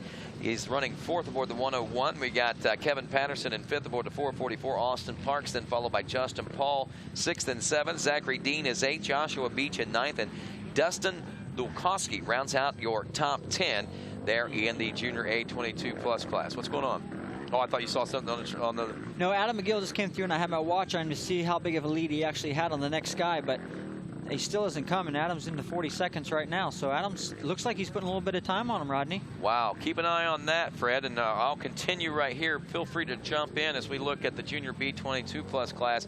Eric Holyfield, followed by Britain's own Liam Cater. Well, he lives in New Jersey now, but he moved to America to race ATVs. 58 seconds, Rodney. Wow, 58 seconds over second place, who is Chris Bithell, right there making his way, and right behind him is Chris Borch. Yep, looks like they're definitely packed up together. It's amazing that Adam could put that much time on these guys. Well, Chris Bithell's looking around right now, whether he's just checking to see who's back there or whether he's going to let... That's lap traffic ahead of him, right? Yep. Unless he's going to let Borch by, maybe let Boar up. Did Bithell just go to the outside? Yeah, and Bithell went out wide. I'm not sure if it paid off or not, huh? Yeah, you know, sometimes like that, Rodney, you come to a spot and the lapper really can't get out of your way. Yeah. So you kind of try to make a line to get around him. Well, then the lapper pulls over and lets the other guy by. So sometimes it works for you, sometimes it works against you. So. Yeah. But that's part of racing. It happens to everybody out there. It's the same for everyone out on the track. It most certainly is, definitely. It definitely is. But looking again at this, and we'll keep an eye on this right there, Fred, but Junior B22 Plus class, we're talking about Liam Cater. He came to America, moved to America to race ATVs and ATV motocross. In the meantime, he started working with Racer TV, shooting some of the GNCC stuff. Has fallen in love with this, and now he's both ATV motocross and GNCC. He'll be racing the first ever ATV Supercross this coming Tuesday at Daytona International Speedway. That's going to be broadcast live right here on RacerTV.com. That's huge for ATV That people, is Rodney. huge, monumental for ATV people. So anybody watching Racer TV today, make sure you tune in Tuesday, as we'll be back at it around 2 o'clock, I believe. You can check RacerTV.com for the full schedule. But ATV Supercross, the first ever Daytona International Speedway this coming Tuesday. But it's Holyfield, Cater, PP DeMarco. He got the whole shot. Old Ben DeMarco there aboard the number 450. Chris Wittenberg in fourth. John Krebs in fifth. Cody Posovic is sixth. Alan Tuttle is seventh. And Josh Osborne, my buddy out of Wellston, Ohio, running in the number 8 spot. Bet B30 Plus class, we got Eric. Wait a minute, that needs to update. Yeah, Adam Reed leading that class with Jeremy Gouchard running in the number 2 spot. John Salsa running in third. Fourth place, Daniel Webb. Philip Thayer in fifth. Sixth place, Chris Davidson. Seventh place, Brian Locke. Eighth place, Steve Barber. Ninth place, Mark Smith. Casey Edwards rounds out your top 10. And last and certainly not least, senior AB class with Glenn Coryell leading John Glotta. About 57 seconds between that. That's pretty big news right there, believe it or not. Glotta is ranked number 41 out of the top 100 in last year's afternoon racing. So if Coryell's that far ahead of him, you know he must be a fast cat. You got Tommy Thompson, the 423 back in third. Brad Breedlove is fourth. Rusty Repass rounds out your top 5 with Aaron Delancey in 6th. Chuck Horton in 7th.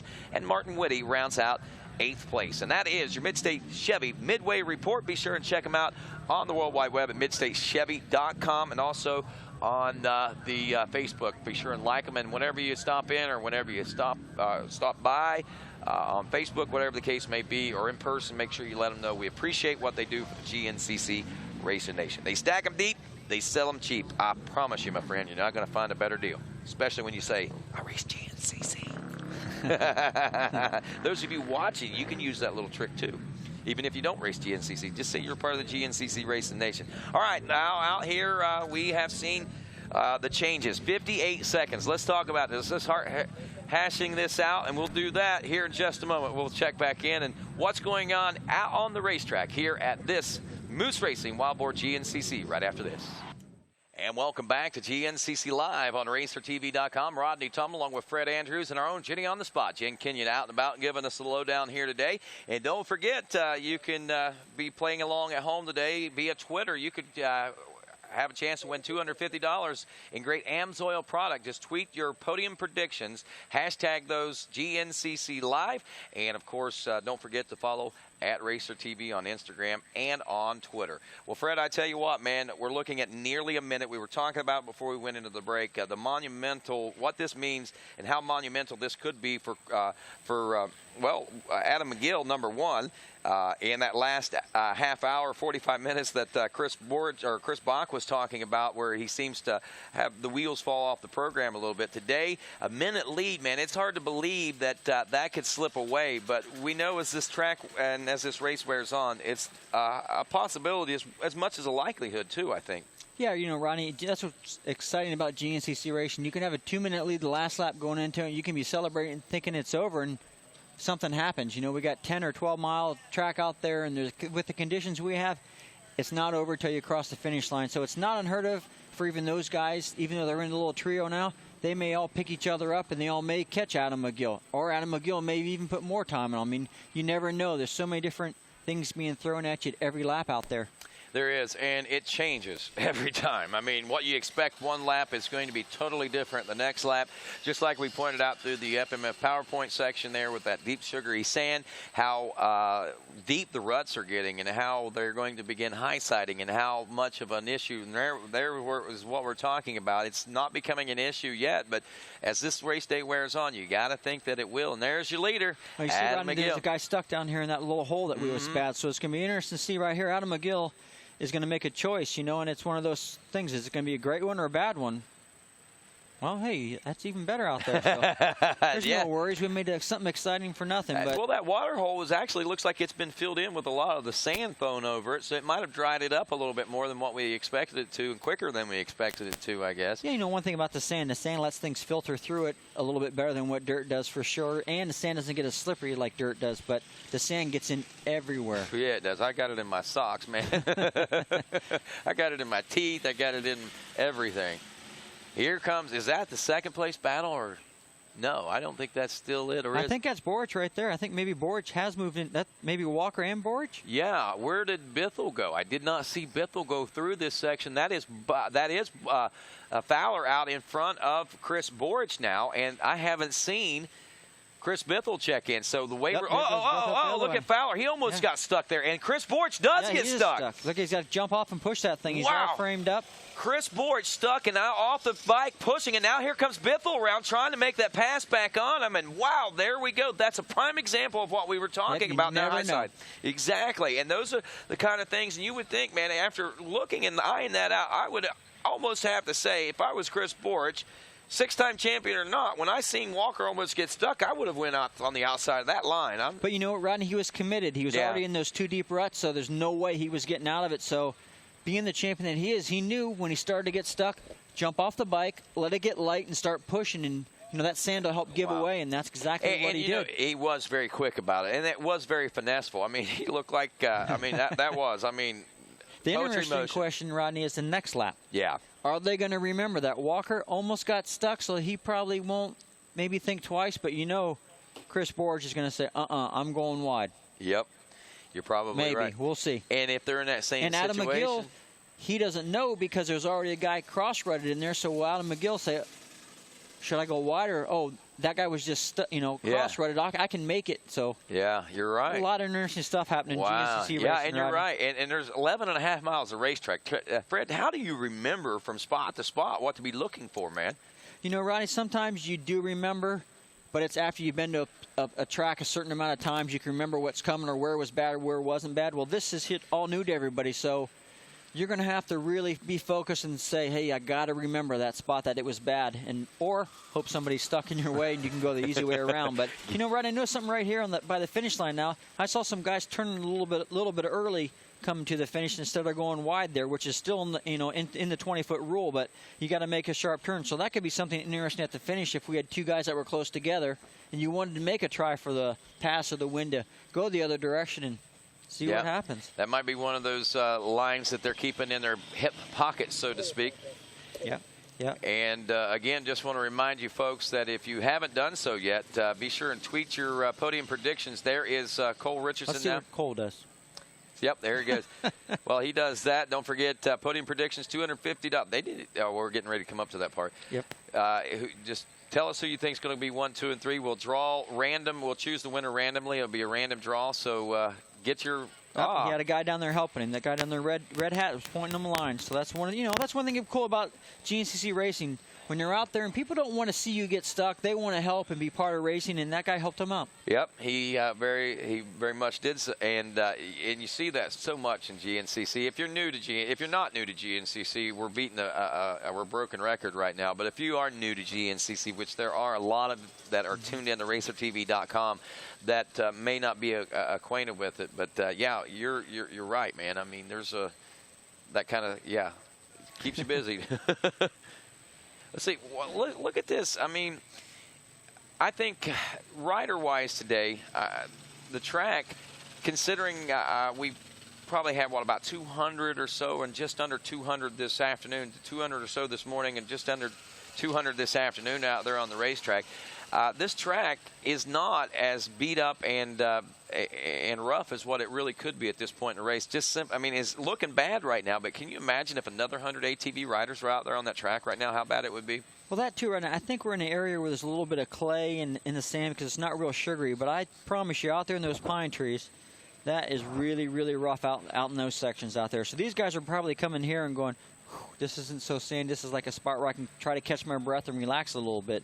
But it is definitely rough. I like to see the woods. I like to see the woods, too. We see... but this is a great spot because we can see a whole bunch in one area. You know, if you get to the wood spot, you can only see them really going down that one real rough section. So for spectator-wise, on TV-wise, this is more exciting. You can see a lot more going on. But like you say, a lot of the real action is in the woods, and it's hard to know where that's going to be, and it's hard to get those long camera shots. We have to choose particular points out there that we think will be more gratifying visually to watch and keep up with the race, and we do it too to try to tell the story of the race as it goes along as well. Yeah, this is a great spot. As you can see that guy right there where Chris Borch got stuck, he just rode right through it. So that sand, has the sand filled itself in? You know, if it's wet, has the sides caved in and made it better? I mean, something happened there because it's... You might have a little taller tire, too. I mean, the track's just changing every time people go through it. Yeah, and like you were saying there a few moments ago about helping out on the track, you know, in these ruts, we'll see them and hear about them in the mud holes. Later in the year, they'll be doing it on the hills and in the rocks and everything else. And I believe Jen Kenyon may be out and about with us. Jen, you got something there on the spot you want to talk about? Yeah, you guys are talking about these deep ruts, and we saw Fowler and Borch. Borch actually got stuck in those tracks. Down here by the finish line, you can really see the consistency of this dirt. There's some clay mixed with the sand, and it's really wearing away. And I'd like to show you guys here in a bit, once the traffic clears out, how deep these ruts are. I could probably stand in them and almost be up to my knees. So I have a feeling if it's like that here, it's probably like that a lot of places. No doubt. The two-lap board is out. Look at the roots that are starting to show there, too, as they come through. I mean, not only they have to deal with the sand and the clay, but then they have those slick roots that... See, there's that line I was talking about, Rodney. Now they're all coming that way. So I'm not sure if it's faster or not, but, you know, when somebody points you that way and it's the official guys, you're going to give her a shot. Yep, there goes McGill in. All right, we had 57, 58 seconds last time that we had a count about halfway through this lap. So we are now that looked like McGill, I swear, going through there. Yep, McGill went through. All right, my timing and scoring isn't telling me that. For sure. But anyway, McGill is, we saw him go through. We saw a 58-second gap, and now we're waiting to see what that gap is now. Walker missed that turn. His dad was pointing him, and he didn't even trust his own dad. maybe he was looking to see what his dad had in his hand before he listened to him.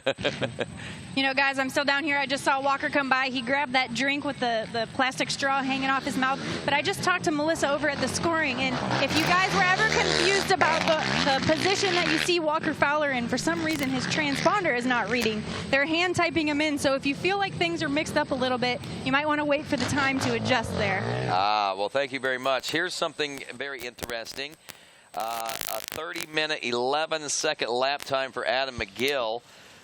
It says, and this is unofficial because of the timing and scoring there, but it says 36.6 seconds now. Chris Borch, another 13.8 seconds behind him in the number 3 spot. Chris Bithell should be checking in 4th place, but according to my according to the computer, has not yet. So we'll keep watching that to see if and when he does check in and where he happens to be. So Chris Bithell did actually check through. We might be having some issues down here. Oh, okay. Well, and it might be a lag on my end. I have a there it is. We got him and Bryson Neal in now. 17 seconds behind Borch, and then another 3 seconds is Neal back in the number 5 spot. So it's McGill, Fowler, Borch, Bithell, and Bryson Neal.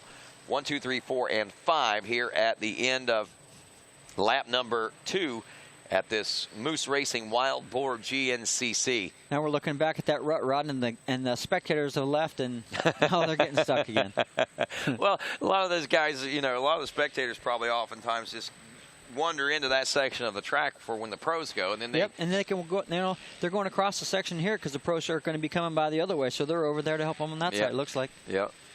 So we got one faithful track helper out there and race fan. There's the white flag still flying. There's the number 4 of Sneaky Snake, Jared McClure checking in now. I believe that puts McClure in the number 6 spot. That's going to drop Jay Shadron back yet another spot. Looks like to at least 7th place now. McClure about 30 seconds off pace.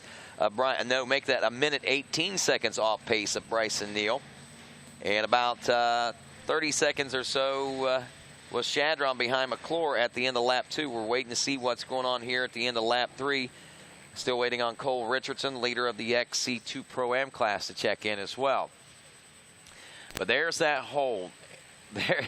Why now? Tell me, and correct me if I'm wrong, but I almost have to think what's going on here. They're coming out of this woods. They got a little bit of stability with the tree roots and everything. They come out of that. They get on the throttle right here, and that's where they start to develop that hole because they make that little throttle push. And I think is that how that hole is developing? Yep, and then you can see right after that run is a little piece of hard dirt there, so it's actually kicking the back end up, and then where it lands, it's digging another hole. Kind of crazy, isn't it? I mean, you're right. That is a hard piece of ground, and it's got some grass on it, so it wants to stay firm. And sand in the grass down here is crazy. You get like big giant curbs, and out in them big fields, it looks like it's smooth, but the whole time they've got little pockets, little curbs they're hitting the whole time, so you're never really resting anywhere. And one thing to point out too about the trees down here, the roots don't go very deep because they try to stay to get as much water up top as down bottom as both, and they grow out a long way, so they're a lot of little thin roots, but they're way out there, and it doesn't take much to uncover them, and they get slick real quick, and even though they aren't very big, they can cause a little bit of an issue if you're not paying attention whenever you go and drive into that. The one thing that we haven't seen here, though, is the palmetto fields. You know, that always seems to be palmetto. Since I started coming to GNCC, and when they talk about Florida before I ever came to Florida, it was the palmetto fields, and that was always one of the big things that they talked about. This year, haven't even seen hardly a palmetto bush out there. Yeah, we haven't seen it on the camera, but we're in Florida. They've got to be out there somewhere. They got to be. And that's like you said, that's like a minefield going off. Those palmetto bushes, it could be a little furry little bush, and there's so many roots. And like you said, they're going every which direction but straight. So on a quad, it's not so bad, but on a bike, them roots are just going every which direction but straight. It's murder. You know, guys, I had a chance to talk to some of those morning riders, and they said the palmettos are very bad out there. They're very difficult. Nobody was really planning for them, but as the sand kind of washes away, they just pop right up, and they said they're pretty gnarly. Wow. So we just haven't seen them on video yet, and I hadn't heard the guys talk about it, and I didn't see any of them around here, but they're out there. It's Florida, right? Yeah, they're tricky and they're hidden, but they are out there. Wow, so there you go. Palmetto. Look out for those blisters, no doubt about it. Hello to our WXC women's motorcycle riders. We see walking down Sarah Baldwin, who is one of the top ladies in 2015 heading in. She's going to be fun to watch tomorrow.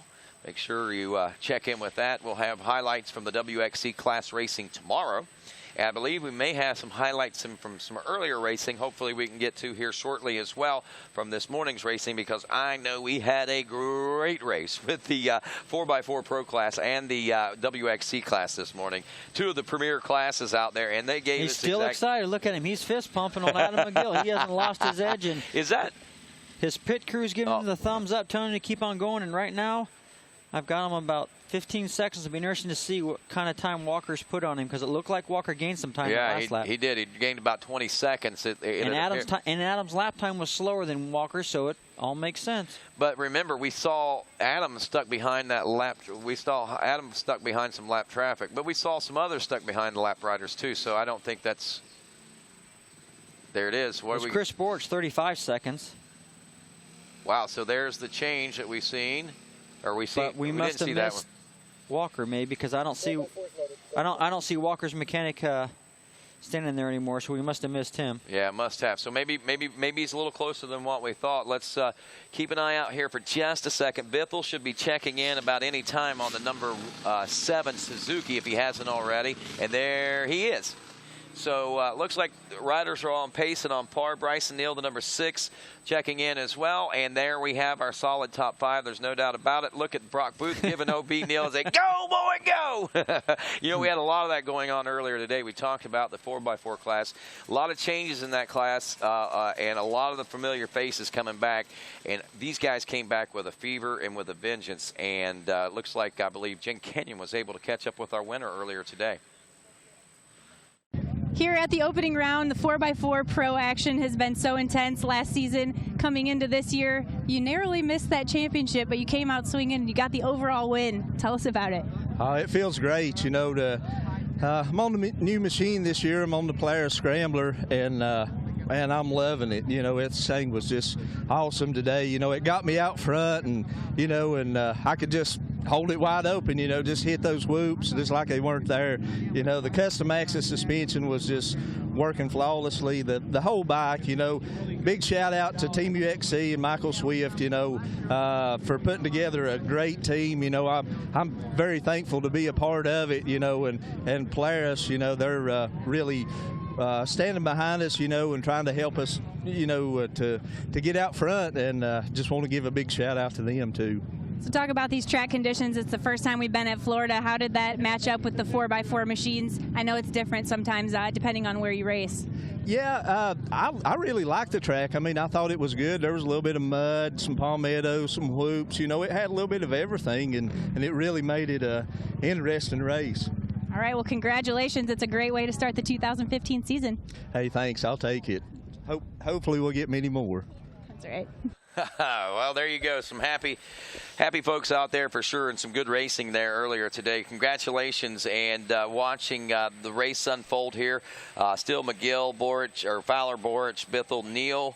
1, 2, 3, 4, and 5. A couple of little interesting facts for you here. The Wild Boar Fast Facts 2015. You know, the Wild Boar GNCC is a new race this season, but GNCC has visited Palatka and this plantation in the past. The event actually helped.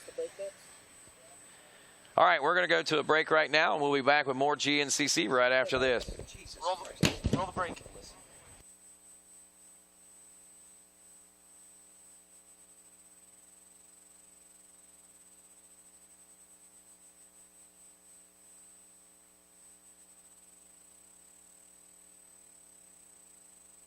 All right, that's what I thought. So anyway, we'll take that break here in just a few moments.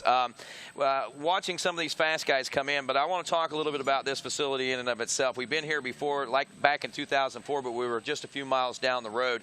Here's some interesting fast facts about this. The last time we were here, Barry Hawk was defending his 2003 bike championship while Bill Balance was beginning his quest for his 5th consecutive ATV championship. Those two would both come away with their respective overall wins this weekend. Of course, Bill would go on to win his 5th title. Barry, however, lost the championship to Rodney Smith. And from what I understand and gather, Fred, you were a big part of the battle that was taking place here in Palatka in 2004. Yeah, Barry Hawk and I got off to a bad start, and I was fortunate enough. I was down here all winter training hard, and I loved the sand, and I had that Adam McGill in me. I knew I could catch him if I tried hard, and I had fun, and I did end up catching Barry Hawk. The last lap, Barry and I passed each other a couple times. I got in the lead. I mean, I could see the finish, and it came to a mud hole, and one of his pit crew or a spectator, his friend, was there. I went one way. He had a better line than Barry. Barry passed me right there before the finish, and we came to the next mud hole, and I just went all or nothing. So through the middle of the mud hole, I went as fast as I could, and came in the last turn. It was a right-hand turn, and I had the inside line, and Barry was a little bit wide, and if Barry wasn't my friend, it may have turned out a little different. But, you know, I wouldn't do that to Barry, and I know he wouldn't do it to me. So, I mean, I gave it my best shot, and Barry ended up beating me that day. That's awesome, man. And that's a good memory for you, too. And that's what GNCC racing's all about. And I guarantee you these guys are going to have great memories. Adam McGill working on one right now. Fowler in second. Borch is third. Bithell in fourth. And Bryson Neal rounds out the top 5. And we'll be back with more GNCC racing action right after this. And welcome back to the 2015 AMSOIL GNCC Series presented by Maxxis and AM8 National Championship. Rodney Tomlin, Fred Andrews joining us. And, of course, Jenny on the spot, as we like to call her, Jen Kenyon out and about, giving us the lowdown on all the great things that are taking place. And I tell you, Fred, just here in Florida, again, a great place to be. The racing has not let us down any whatsoever. I think it's been a little more exciting than what I expected it to be this opening round. I expected everybody just kind of be playing around with each other or just laying back, but I never expected to see Adam McGill go out there and go full bore like he has gone this entire race. No, Rod, I'm with you. I expected Walker Fowler and Chris Borch to be out there in front because that's where the battle like last year, like we talked about earlier. But Adam McGill is here to make a statement. And, Rodney, it's the first race of the year, and this sets the tone for the whole year. You come out here and you beat Chris Borch and Walker Fowler. Wow. Talk about a momentum builder. Yeah, talk about what confidence. It is confidence. And what it would mean going into Georgia here in just 1 week when we go up to round number 2. I mean, this is one of the unique things about Florida is the fact that we have this round, and then we go immediately 1 week later, and these guys go race again. Yeah, Rodney, in that adrenaline and that high you're on, you don't have a week off to lose it. You're still on it. So it's an awesome thing if you can win here, and it's real important for your whole year. It most certainly is, and speaking of important. And it looks like Walker Fowler's right on his rear wheel. No way. That's crazy. 521 in the FMF PowerPoint area. We see the 521 of McGill check in. And then all of a sudden, I swear, and I'm thinking I'm seeing the same thing you did. I mean, I could be wrong, but it looked like it was a pink on his back of his helmet. Yeah, and it looked he was there, and there's Chris Borch. Yep, so you're right. You're right. That's exactly what it looked like. Walker Fowler was literally on the rear bumper of the 521 of McGill, and there is now probably 15 or 20 seconds behind them is the number 1 of Chris Borch. Man, there has been so many changes, and I mean, it seems like ground is gained, ground is lost in a matter of camera shot to camera shot out there. Yeah, Ronnie, that's crazy. I don't know how, I mean, all it takes is one little mess up on your part, like, maybe Adam McGill has trouble at last lap, so that may be something he needs to work on. But, man, he had such a commanding lead. I thought, he could get her to the finish, but Walker Fowler has something else in mind. He wants to put that Yamaha on top. He does. And Bach did say the last 30, 45 minutes is where he starts to see the fadeaway on him and really starts to see it the last half hour. But about the 45-minute mark, he really you notice it. But, yeah, so we'll see if that's the case or not and what's going to fire up McGill. Adam actually texted me a couple of nasty texts and stuff over the winter, jokingly, but they were some nasty text, just not really, but I mean, just kind of trying to prod me along, and I got to thinking, you know what? I'm going to fire this boy up. He's like, well, I may not be switching to a Yamaha, but I'm still down here in Florida and I'm practicing. And when he said that, I was like, I'm going to mention him, and then I'm not going to say anything else about him the rest of the winter. I want to see what kind of fire I can light under his tail. I can tell you, when I laid eyes on him the first time, don't think I didn't catch it for not saying anything about Chris or about Adam McGill and Quickfield and all those different things like that. But you know what? It might have worked, and hopefully it will work all the way through the entire 2 hours. We'll just have to wait and see.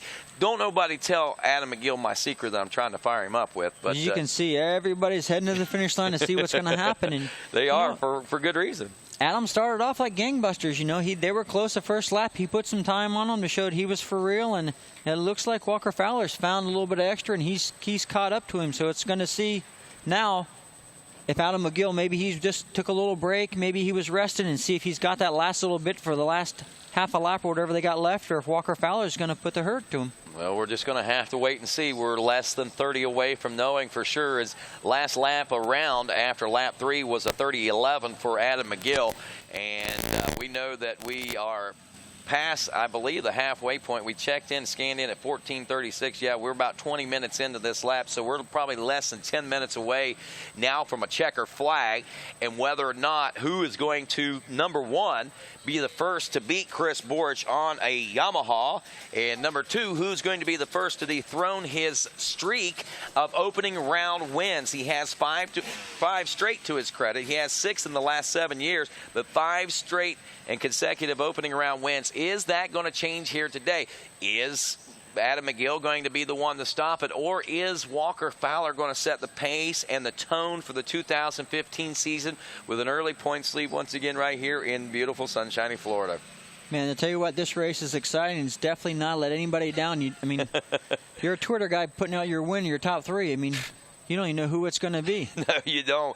You sure don't. But, man, I mean, and even right now, even seeing the 50-some second lead and now 36-second lead for Adam McGill coming into the last lap, you know, you at one point you would have almost guaranteed Adam being the winner in this. But, man, it's just, again, I'm just amazed at how quickly things change. But again, we got to go back. The mud in the trees, the tight trees, something that I don't know if it was you or maybe it was Barry or somebody said earlier today. I think Barry in the track description said, I expect you could see 3 guys go in nose to tail, where first, second, and third were that close, and then first come out in third and third come out in first. You know, Ron, that's what we talked about earlier. You go in there, and if you catch a lap rider, you're leading, so you're the guy that's panicking. You want to get around him, so you go right. Well, all of a sudden that guy moves left. Oh, there's them other guys shoot right through. So the tight woods is where probably the most time is made and lost, because the guy in front of you is in control. If you're fast and you got 30 seconds, you catch a slow guy, he can't get out of your way, and you start to panic. Well, then you make a bad decision trying to get by, and you lose more time. Yep, that's for sure. And right now, I can't wait to see what McGill has to say about that. How do you take a 58-second lead, and see it narrowed down to right on your rear bumper? I'm sure, like I say, something monumental had to happen to lose that much time. But at the same time, I'm sure Adam's probably thinking, shoo, I'm still out front. Yeah, now it's a mental thing. You know, he had that big lead, and his pit crew was all excited. He was excited, and all of a sudden he hears something. Oh, no, it's Walker. So, you know, that starts to play with your mind, too. Well, the good thing about it is, if it was some sort of mistake and it's just not him fading, you know, him slowing down and fading back and away, he's got the incentive of the fact that he had nearly a minute lead over those guys, and knows he can run faster than these guys, and knows that he can spank them on this last lap and still walk away with this win. But again, still a lot of questions as to whether or not that's going to happen, especially with how close Walker Fowler was behind Adam McGill there in that FMF PowerPoint section just moments ago. And the bad part is Walker can see him now, so Walker's just licking his chops. You know, it's like you're the little carrot hanging out there in Walker's clutcher, and he wants to take a bite and go. Yes, that's a good analogy and a good way to put it. I think there we've seen. I think that was the 934 there of Braden Henthorn. Henthorn, if you remember right, was running, I think, a top 10, or just outside of the top 10 there. Oh, actually, he's in 13th place now after 3 laps of racing. Looks like about 5 minutes behind Merritt, so it looks like maybe Henthorn suffering from some sort of issues. Now, look at this. That basically, that line right there now, Fred, if you guys can't see, we're talking about the FMF PowerPoint, and that inside line that had gotten so deep that got Chris Boar stuck a lap ago, or on the previous lap. That inside line is virtually non-existent anymore, because everyone has started using the outside, and it looks like that's the way the flow of the racetrack goes now. Yeah, and I see those spectators were there too, so I don't see that going to be an issue. I think those guys will help out the leaders, showing them the way to go around that hole, and it's going to be exciting to see if they come in there nose to tail. You know, if somebody's pushing you around and the trail's wider, are you really going to want to go wide, or are you going to want to try to go after them and, you know, roll the dice and see if you can get through that deep spot? You never know. Enough speed, maybe you will. Maybe the sand will give away, but we'll see. Leaderboard up right now. We got McGill and Fowler, Borich, Bithell, Neal, like we said, your top 5. McClure, Shadron, Yoho. Gallagher up to 9th, man. He's had his work cut out for him today. And also, we got Brian Wolf rounding out the top 10 there aboard the 341. So good to see Brian back in this one as well. Something I want to point out as we race to the checkers right now, in the ATV ranks, Chris Borich is the only current XC1 Pro ATV racer to have won a season opener in the XC1 class right now.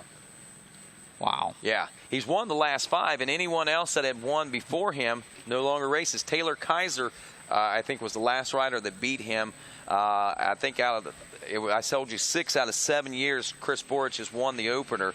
That one year that he lost, Taylor Kaiser actually took the win. Well, here they come, Rodney. There's Adam McGill in the lead, and looks like Walker Fowler right on his rear wheel. He most certainly is, and nothing has changed. Here we come to that critical part of the track, and McGill.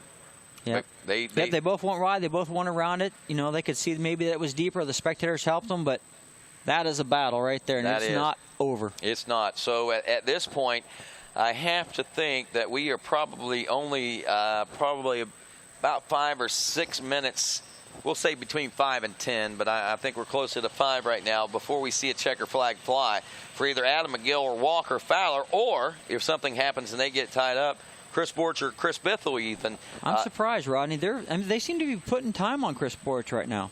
Yeah, and you got to think that maybe Chris is like, okay, I'm not going to push the envelope. Yep, I'm going to get through Florida. I'm going to get some good points. Yeah. Let's get on the dirt and see what happens. Yeah, and I don't think this is going to shake Chris too much. The thing you got to realize, Chris is a true champion. He won championships, and he knows you don't have to win every race to win a championship. It's good to win races. It helps the points, but consistency, finishing strong race after race after race is the most important thing, because if he can finish first, second, and third all year long, and even if these guys do beat him, but they have a DNF or finish in 10th or 11th or 8th a couple of times or once even, that could take him completely out of the championship run.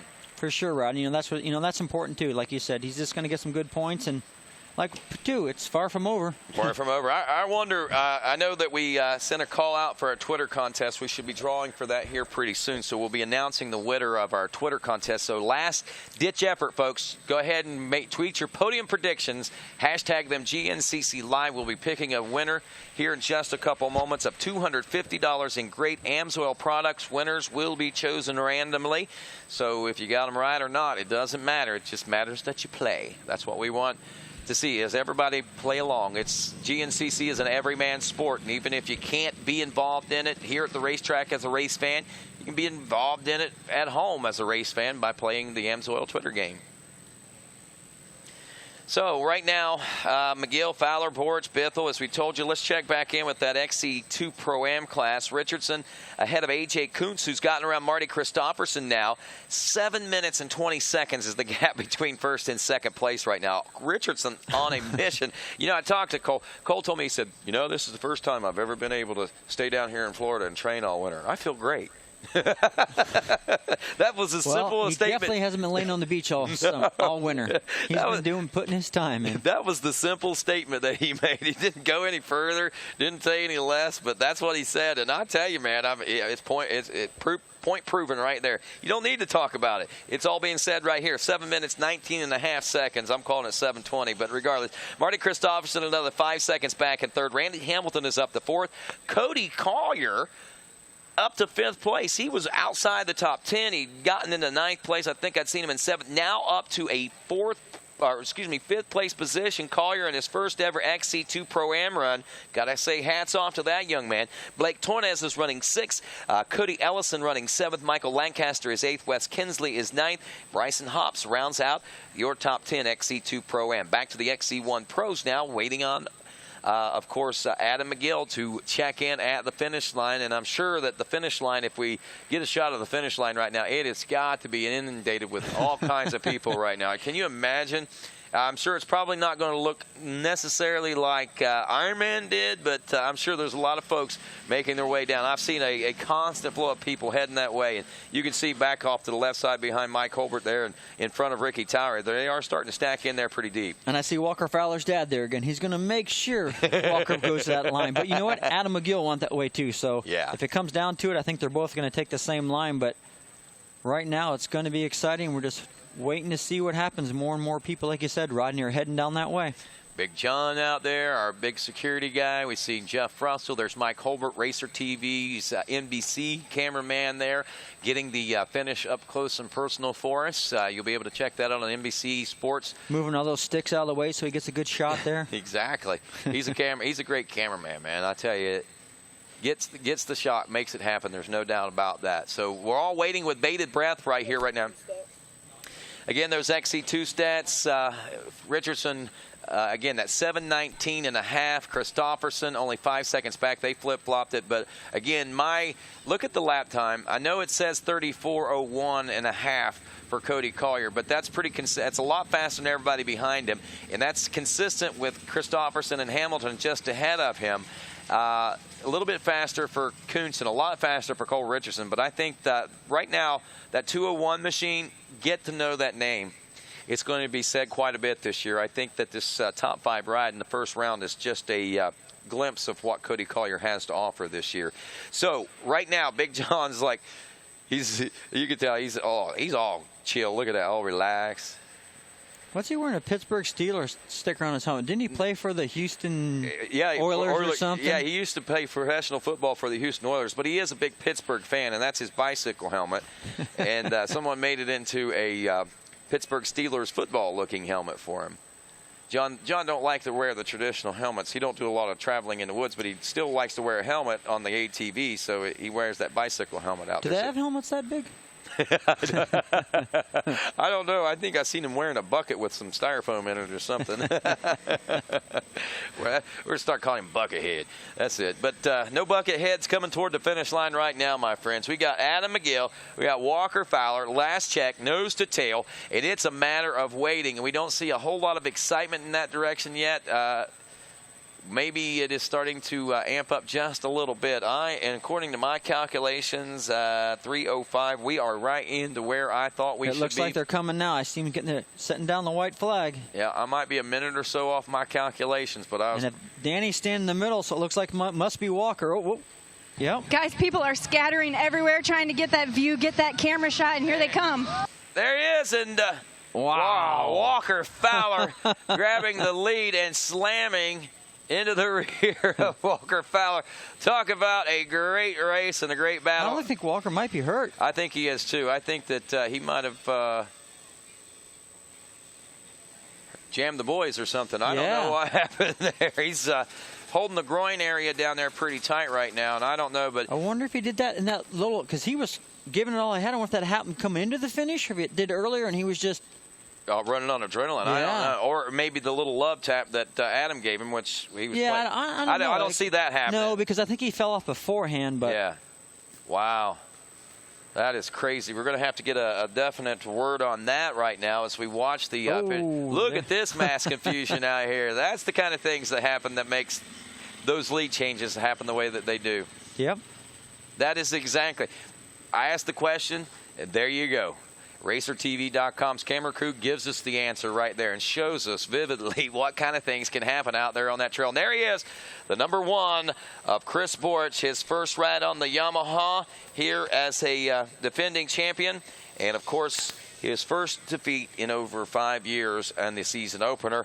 Had nothing to do, I don't think, with bike brands or choices, man. No. I don't think bike anything to do with it. This was just one of those days, man, that things played out the way they were going to play out, regardless of what you thought, what you bought, what you did. You know, I mean, this Adam McGill came in here on a mission. Walker Fowler came in on a mission. Not saying that Chris Borch didn't come in on a mission, but I think Chris Borch at one point looked at it and said, "This is round 1 of 13, boys. I'll get you on later down the line." Hey, guys, Walker Fowler's up and walking out of the finish line area, so he is up on his own 2 feet. Any indication, Jen, of what may have happened to Walker or anything yet? Or I'm sure we'll get the word on that whenever he comes by here in just a few moments at the podium. Yeah, you know, I didn't have any indications. Maybe just some fatigue, but he is walking, so that's a good sign. That is a very good sign. And fatigue would make a lot of sense, too. He had to push really hard. And as we saw, this track, very horsepower robbing, and it's energy robbing, too, because when you get those bikes up to speed, it really starts zapping that energy. So, and he had to push. Think about it. A minute down, plus, because he was behind Chris Borch whenever they were a minute behind. So that was huge. Yeah, hydration is definitely a big thing, Rod. And, you know, you've got to start preparing for this on Wednesday. Yeah. You've got to start drinking a gallon of water, Pedialyte, because if you just start today, it's not going to work. And these guys know what to do. So, you know, usually it's got to be a lot hotter for our top guys to dehydrate like that. But, you know, he could have, water bottle could have broke, the water pack. So it's good to see Walker up and moving around. Hopefully he's okay, because you don't have much time to recoup for your next race. And at his level, you cannot afford to miss a race. No, got the winner of the Twitter. We'll announce that as it's Fowler, McGill, Borch. Looks like Bryson Neal checked in 4th place, and Chris Bithell just checked in, another 40 seconds behind him in 5th, so a little bit change up there.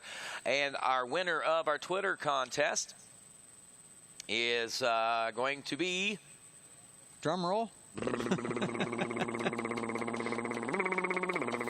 I believe we'll pop it up. We'll have that for you in a minute. We may have jumped the gun again. We got caught in the gate. Yeah, we've done that twice today, I think, Yep. Fred.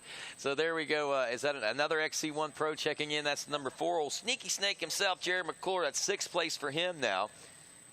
And Jaunty 754, at Jaunty 754, he predicted McGill, Fowler, Borch. He got the right guys, just not in the right order. But regardless, he played along. He got chosen, and he wins $250 in AMSOIL products. Jaunty, we will be messaging you here in just a few moments. We'll get you the details, and we'll get that sent right out to you as soon as we can for sure. But at Jaunty 754, thanks for watching GNCC Thanks Live. for playing along. And thanks for playing along. Yes, most So there you go. You never know. You play a game, you can be a winner, just like Publishers Clearinghouse. Amen. And you know, I've been getting a lot of that in the email. I used to get it in the mailbox. I haven't been getting it now. I've been getting it. I'm going to have to try to play that, because if Jaunty wins, I can win, right? Yeah, just like Laurie. Somebody's got to win, just as it's never us. Jaunty might have said that too. Yeah, now he is. He's a winner. Now look at this. There is a familiar face. Recognize that face? Bryson Neal, of course. And how about Brock Booth? That's Walker Fowler's former mechanic a few years ago. He's now working with Bryson Neal. Bryson riding a red Yamaha. He's not got any factory support or anything like that. He's just, they went out and bought these machines on the faith that Brock could help elevate them into better contention, and it looks like it did pretty good. He finished fourth this year. He sure did. So the all-new B. Neal Motorsports Yamaha ride, a success, a huge success for Bryson Neal there. As he walks away with a fourth-place position finish. He was some 47 seconds behind Chris Borch. Get this, though.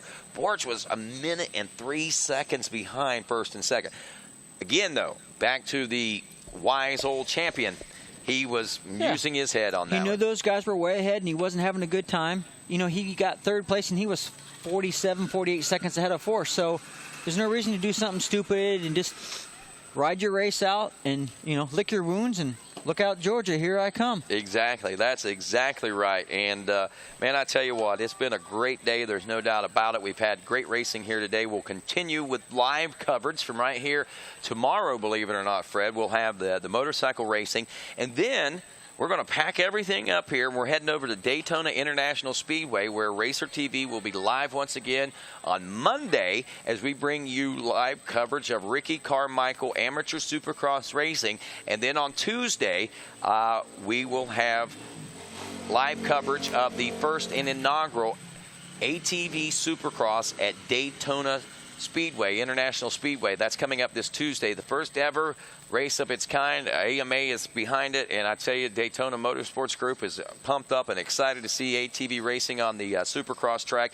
If you cannot be in Daytona, be with us live on RacerTV.com come Tuesday afternoon, because I think you folks are going to be in store for a great treat, a great advancements in racing, what we've seen. We talk about the great things going on in GNCC, the success we're seeing here, seeing great success also over in the ATV motocross side of things also. I remember the first time I went to Daytona to do the Supercross as a pro rider, and you went in the stadium or in the speedway, and you looked at the walls and went, how does a car stick to those walls? I mean, it is straight up and down, and it's amazing that the cars can go. That's why they have to go that fast. And then when you get in there, you're looking at the crowd, you're looking at the stands, and it's just to be part of, even though you're not on the speedway, you're in Daytona, you're in the speedway, and you're racing. It's such a great thing. It's awesome that the ATVs get a chance to go there and have races. Hallowed grounds, my friend. I mean, we've seen so much history taking place there in, well, car racing in particular, but over the years, the Daytona 200,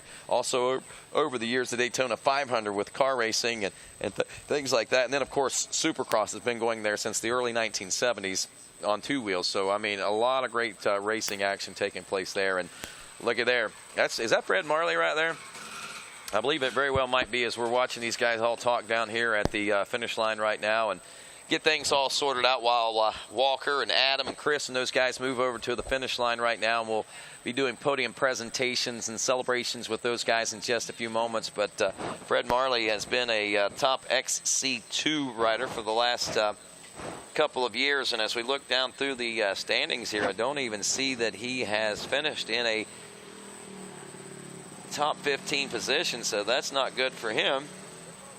20th place is where they got him. So a tough day for Fred Marley, a rider we're used to seeing get whole shot and finishing on the podium. Yeah, so that's the kind of day this is, man. I mean, a lot of surprises, a lot of shocks, I think, and that's, I guess, really that's what we were banking on coming into this round.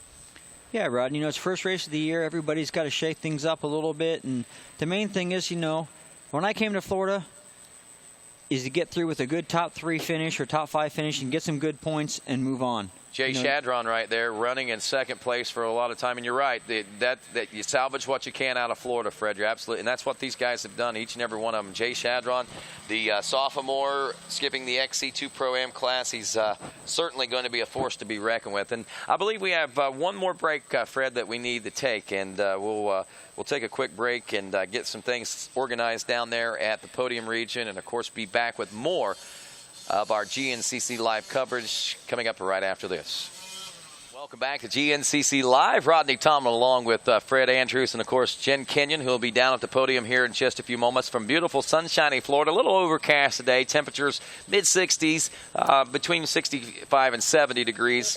And, of course, just a great way to start out the 2015 championship season, Fred. Thoughts on today? Looking back at this, we take a look back. McGill getting the whole shot. McGill in checkout mode. It looked like a McGill day all day.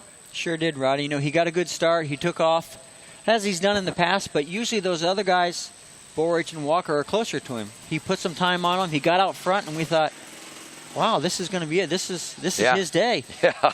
You know, and it was up until a certain point, and Walker found or got in his groove and started catching him on time, and maybe had some help with some lap riders, or Adam could have had a little bit of trouble. We don't know, but one thing's for sure. Them guys left nothing on the table. They most certainly did not. They didn't, and they all strove. They worked hard all day, and Walker pushed all day. And again, we saw those shots there at the end where riders were just basically all over the place. That could have been exactly what happened to Adam to close that gap up, or maybe he slowed down and Walker got that much faster. But Walker Fowler ends up winning this as we take a look at the top 10 results. These are finals, it looks like, from the XC1 Pro class in the Moose Racing Wild Boar GNCC. Fowler, McGill, Porch, Neal, and Bithell, your top 5. Jared McClure in 6th, Jay Shadron in 7th, Kevin Yoho in 8th. Landon Wolf, good to see that young man, also riding on a Yamaha in 9th. Johnny Gallagher, old Johnny G, celebrating his 37th birthday today, rounding out the top 10. He'll be in the booth with us tomorrow. Now, look at the standings. 70% of the top 10, Yamaha. Well, you know what? You got to ride who supports the sport. You know, and Yamaha does a great job. Yamaha's big in the ATV side of it, and they support a lot of guys. And what would you ride if you have a chance of being on a team, or you want to be what everybody else has that's supporting you, and that's why Yamaha, you're on it. I'd be on a Yamaha for sure. And I tell you, I'm on the Yamaha bandwagon already because I love the Yamaha generators. We're basically, that's how the GNCC is powered in all of our outposts. And every bit of power that we have here in GNCC is courtesy of those Yamaha generators. So I know the Yamaha generators run great. Yamaha bikes run great, so you know I would buy based on my generator alone. Let alone to be honest with you, because it's that good of a product. And I've seen the evidence. I've seen the machines year after year prevail and do well out on the racetrack on both 4 and 2 wheels. And I tell you, man, good choices. Like you said, the support system is there, and 70% of the top 10. Again, riding Yamahas out there. It is certainly becoming a blue series. There's no doubt about that. And these guys are all getting set up down, I believe, on the podium right now. I know Jen Kenyon is standing by. Maybe she can give us an idea on what's going on and how much longer we got to look forward to here. Oh, well, I'm actually personally escorting Chris Borch over to the podium as we speak. We're rounding these guys up. I know they're tired. I know they had a long day, but we want to find out. Chris Borch is sleeping right now on his quad as he rides over to the podium. So maybe they're a little bit more taxed than what we said, and maybe that was exhaustion and just physical problem. This Florida sand gets rough. I mean, what we see right here, you know, it's just think of what those woods are like. If you can dig them ruts like that, then woods has got roots and rocks in them, and you know, and palmetto bush, so it's getting deeper and deeper, and you're fighting all those palmettos. So you're constantly fighting it. No, you're not resting anywhere. Man, and that's where the blisters come from. That's what we talk about, and that's what we mentioned there earlier about those guys that don't get to come down to this first round. They'll be in Georgia because they can take advantage of a lot of loose skin on a lot of hands out there. Yeah, you know, once your hands go, you're done. You know, and you got to hold on. So you get them big blisters like that. You get blisters now for next week. You don't have much time to heal. But all right, our second place rider, I believe, coming up on, or should be on the podium. That would have been. No, that's third place. That's third place. Chris Borch. He's coming up onto the podium right now. Ladies and gentlemen, your 6-time GNCC champion, Chris Borch. Third place up into the center of the box aboard the number 2, Walker Fowler.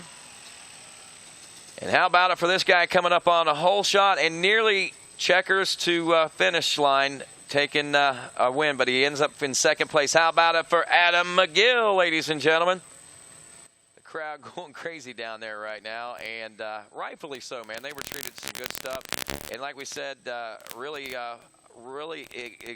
physically exhausting day, and each and every one of these guys, I'm sure, are going to show little signs of that, and hopefully we'll see them back to 110% come next Saturday when we go to Georgia. Let's head on down to the podium right now, where Jen Kenyon is standing by, I believe, to talk with some of these, these top 3 riders overall today.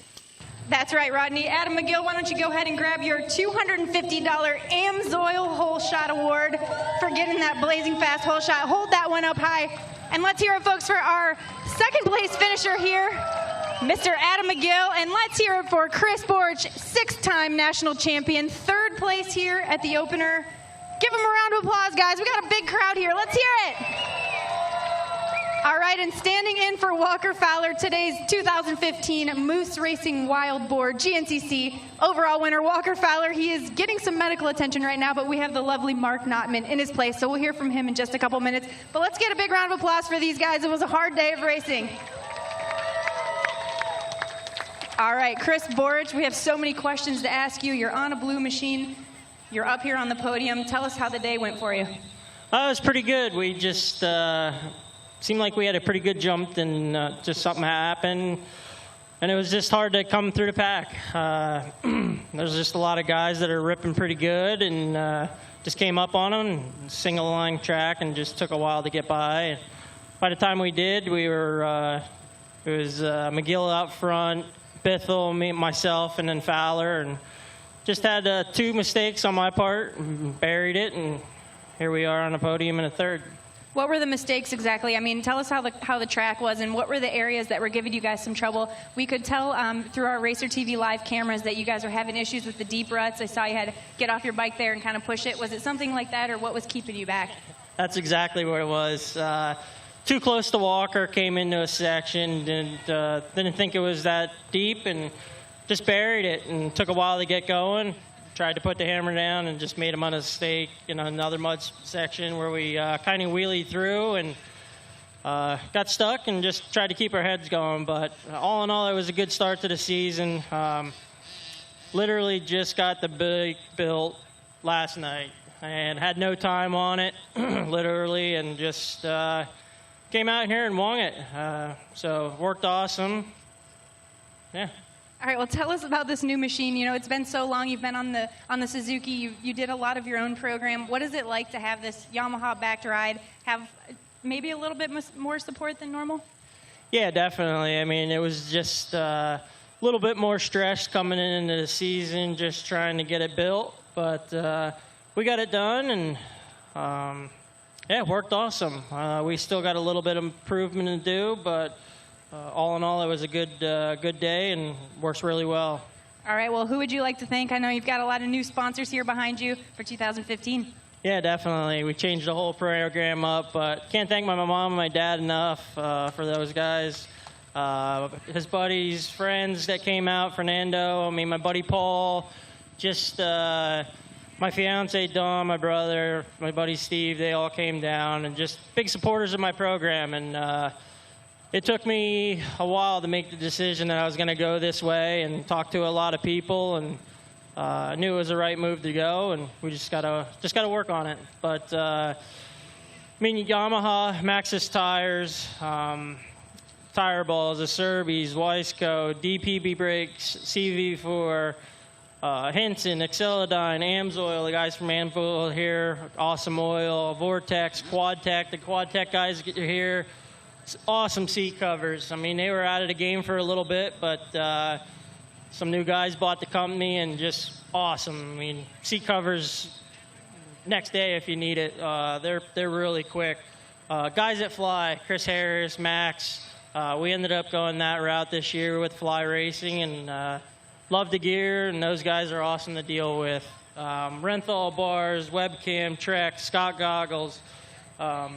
SSI decals is another one this year. Ian, can't thank him enough. I seen he was here, and awesome guy to deal with.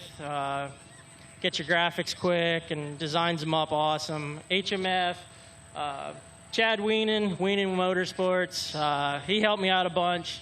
He had a lot of the parts that I needed, and definitely can't thank him enough for being there, and awesome training buddy, and hopefully he'll go get it on Tuesday. But VP Fuels, IQ, Precision, HMF, OIP, Waltz Racing, got those A-arms literally on Thursday and pulled them up perfect. So, yeah, I believe that's everybody, and appreciate everything. All right, guys, that's 6-time national champion Chris Boar, third place here at the Wild Boar GNCC. And let's hear it one more time for this guy. He led a lot of this race here today. Adam, you got a great start. You came out swinging. You led a lot of this race. You're shaking your head, though. Did something happen there at the end? Yeah, I mean, I hate, I understand when it's racing and when it's a machine or it's when it's something that, I do happens. But what happened, what everybody saw, was out of my control. So, man, this sucks ass so bad. But, the bike worked well. I couldn't ask for a better working machine. My dad is just awesome with this thing. Baldwin makes some serious horsepower. Alliant lets this thing start with their batteries, and CST tires hook up great. No flats today with my tire block. Hyper wheels always look good and keep these tires from slipping. And, damn, it's just hard to talk right now. I'm just really upset. Well, you put in such an amazing ride. Everybody could see your energy. They could see every bit of your riding style was on point today, and that's really refreshing to see. Yeah, I mean, it feels good to know that, I'm ready. The Mafia is here. I'm not any younger. I'm getting a little wiser, and, damn, my speed is right there. I don't know what else I can do, but I've got to figure it out. I mean, I'm standing right here and feel great. I could have went another probably 10 or 15 minutes, and felt fine. I got a new company, Carb Sport, jumped on board with me, helped me keep fresh through the race. And, we've done a lot of work in the off-season with my Axis shocks. The DC Pro components from Lone Star are just amazing. So I can't really ask for a better program that we've been able to put together. And not much has changed on my program in the last 3 years. So this bike works good, and I don't want to get off of it.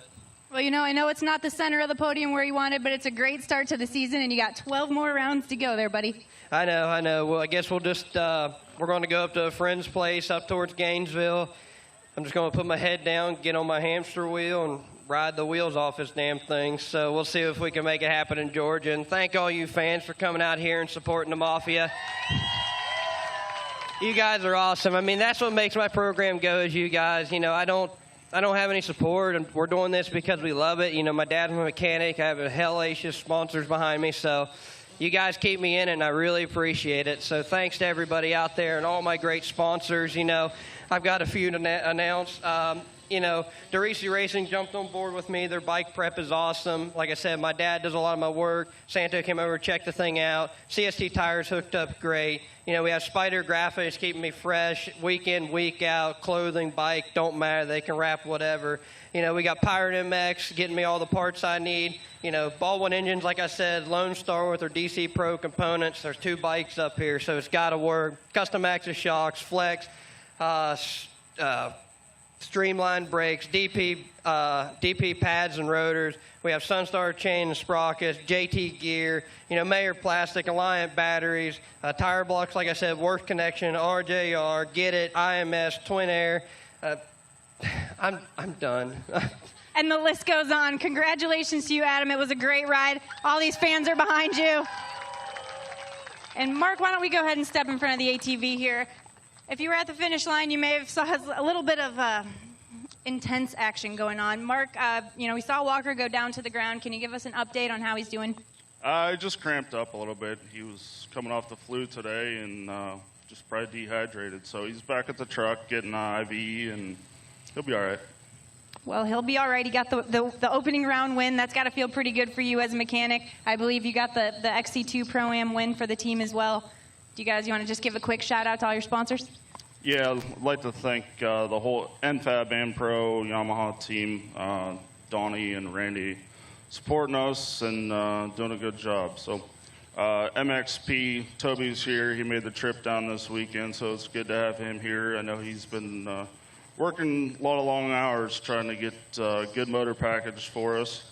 Lone Star, Maxxis, Hill International, MSR, Fox, DP. Larry made the trip down. Good to see him. Tire balls, Hyper, Vortex, outerwears, Precision, Yamalube, Moto Seat, Fast Bars, Anti-Gravity Batteries, Cycra, Liat, Weisco, Fuel Customs, Waynesburg, IMS, CV4, Works Connection, GYTR, DID, Dragon Racing Fuels, D4 Power Sports, Pro Taper, Graphite Works, Bell, and Scott Goggles. And all the fans, thanks for coming out. All right, well, we're thankful that Walker's doing all right, and we appreciate you coming up here, Mark. Good thing Mark was a XC1 Pro racer just a couple years ago, so he's got the podium under wrap. Guys, we're going to send it back to Rodney. He's going to close out our RacerTV.com show while these guys are Chris Borch wants the mic. Yeah, I forgot a couple other people. My old mechanic, John, big help. We, like I said, we built this bike in literally probably 2 days, and without him down, it would have been so stressful, and can't thank him enough. Alaska Motorsports, the motors were awesome, and also Brian and Alicia McCormick from Yield Cycle Barn. Thank you. All right, congratulations once again, Chris Borch. Let's get these champagne bottles a-poppin'. And Rodney, we're going to throw it over you as we get our XC2 Pro-Am podium set to go, and Mark's going to shake that championship bottle, so you guys come on and be a part of this celebration. As we always like to say in GNCC Racing, to the victor goes the spoils, and the spoils here in the GNCC Racing Nation, the sweet, sweet spray of champagne. Well, Fred Andrews, that's going to wrap up our Racer TV coverage for this first round of 2015. Can't say nothing but wow. We got exactly what we bargained for and maybe a little bit more, and I think the riders did too. We could tell by the body language on the podium. Each one of these guys laid it all out. Yeah, they were, and they left it all out there on the racetrack. Every one of them tried their hardest today. Yeah, Rodney, you know, it was good to see that. We had a lot of good racing today. You know, like we said, we kind of shook it up a little bit. We didn't know what was going to happen or what to expect. Adam McGill stepped up and showed that he wants to be a winner, and by his speech on the podium, you know, usually he's always joking and got a lot going on. He was truly disappointed in himself. He most certainly was, and we'll get a chance to see if he can redeem himself 1 week from today, as we'll be back with round 2 of GNCC ATV racing next Saturday from the Maxxis General GNCC. In the meantime, we'll be back with more motorcycle racing tomorrow. Of course, we got the XC1 Pro class tomorrow in two-wheel action. We'll get to watch that. Then, of course, on Monday, we talked about the historical Ricky Carmichael Amateur Supercross racing that's going to be going on over there. We'll have live coverage of that. And then the major history lesson of 2015, and I think that is going to be the fact that ATV Supercross is going to hit Daytona International Speedway on Tuesday. It's all going to be live on RacerTV.com. So I love Bike Week, Fred. There's nothing greater than Bike Week as far as I'm concerned, because it's all about bikes. It's all about racing. And there's something different every day. It is. Whatever you want to watch, it's going to happen. Supercross tonight. We're heading down to the Speedway for Supercross tonight. We're going to come watch motorcycles racing through the woods tomorrow. I love it, man. When is the Alligator Enduro? We got Alligator Enduro this week. We got Enduro Cross this week. I mean, there's a lot of things that's going to be going on. Yep, and I think there's even short track going on. Yep. I mean, that's something exciting if you've never been to see that. Daytona 200 is going on. Yeah, I mean, just everything you want to do on a motorcycle is here. Even just going up and down Main Street, seeing all the people on all their bikes. You've got Harleys, the Hondas, the Yamahas, the KTM street bikes. You've got it all. I mean, if you want to see something exciting, you go there. You most certainly do. 75 or so years we've been celebrating Bike Week here at Daytona Beach, Florida, or down there in Daytona Beach, Florida, about an hour from where we are right now. But nonetheless, we're so proud to be such a big part of all the action. You know, in years past, we've been close to Daytona. We've been away from Daytona, and then we've moved back close to Daytona these last couple of years and everything. And Fred, I don't think it really matters where we go. I think no matter what, Bike Week follows us nowadays, because when we were down at River Ranch, man, we got a lot of Bike Week traffic coming all the way down there, and that was some 2-3 hours away. Yeah, you know, River Ranch was a great place. I liked it. I won a few years down there, but I think being up here, River Ranch was always hotter and warmer down there, and this is a really nice facility. I like this. It's closer to Daytona. I mean, we're up on a little bit higher ground. I mean, there's plenty of riding here, plenty of parking, and we got a lot of people, so I think it was a really good facility, and I'll be excited to be here next year. No doubt. And they got like a big mud pit over there. They call it the hog waller is what they call it. And they got that big mud pit. They've got this lake. I don't know if you've seen this lake, but it's probably a quarter mile to a half mile in length and maybe only 75 yards wide. They actually drag race boats down through there, airboats. So I think that's pretty neat. They got every type of thing you can think of in Florida. And also they're really big on turkey hunting here. Yeah. They got wild boar and turkey hunting is their prime thing. And they also do deer hunting here. So I mean, this is a preserve of some just a naturalist dream. I think if you come out here, you get to enjoy nature. If you come out here and you're a motorsports fan, you get to enjoy nature on top of motorsports. So I mean, this is most certainly probably the best place that I could ever think of to come to watch a GNCC. Sounds like Jen Kenyon standing live down there now. I can hear. Hey, Walker. I'm down here with Walker Fowler in his rig. You gave it everything you had. What happened out there? Got off to a decent start and just knew it was going to be survival mode. End of the first lap, I felt pretty horrendous, and was like, well, there's one down. Dropped back to 6th place, and same thing. I was like, well, hey, 6 isn't so bad today. And I think we ended up working our way up maybe to 5th by the halfway point. And then a couple crazy things happened. I think I was on 3rd. Had a good pit stop. Just kept trying to get some fluids in me. Just trying to to prolong the inevitable. Knew I was going to start cramping up, and I was. Was fighting it, and and of course, there at the end, we're in a position to go for the win, so you got to go for it, and just kind of block it out. It's strange, you don't want to do that to yourself because you end up feeling really horrendous when you're done. But something in your head says you got to go for it. This is your job, and you love it, and I knew Adam was in front of me, and that's not acceptable in my world, so I had to catch him, and we've been working really hard, and I just wanted to prove that. Had the flu since Wednesday, and you kind of start thinking about that stuff, and then I could see his helmet, and same thing, you block it out one more time. We were pounding the carb sport. That was just keeping us running, during the race. Can't thank those guys enough. And we get to the finish area, and, we had caught Adam, and he was riding really good. I had a couple lines picked out, prior to the end there, and they didn't work. He was riding a really good race. He was riding awesome. And, kind of one of the positions where it pays to be in second. A lapped rider was in the main line of the track, a single line there, corner at the end.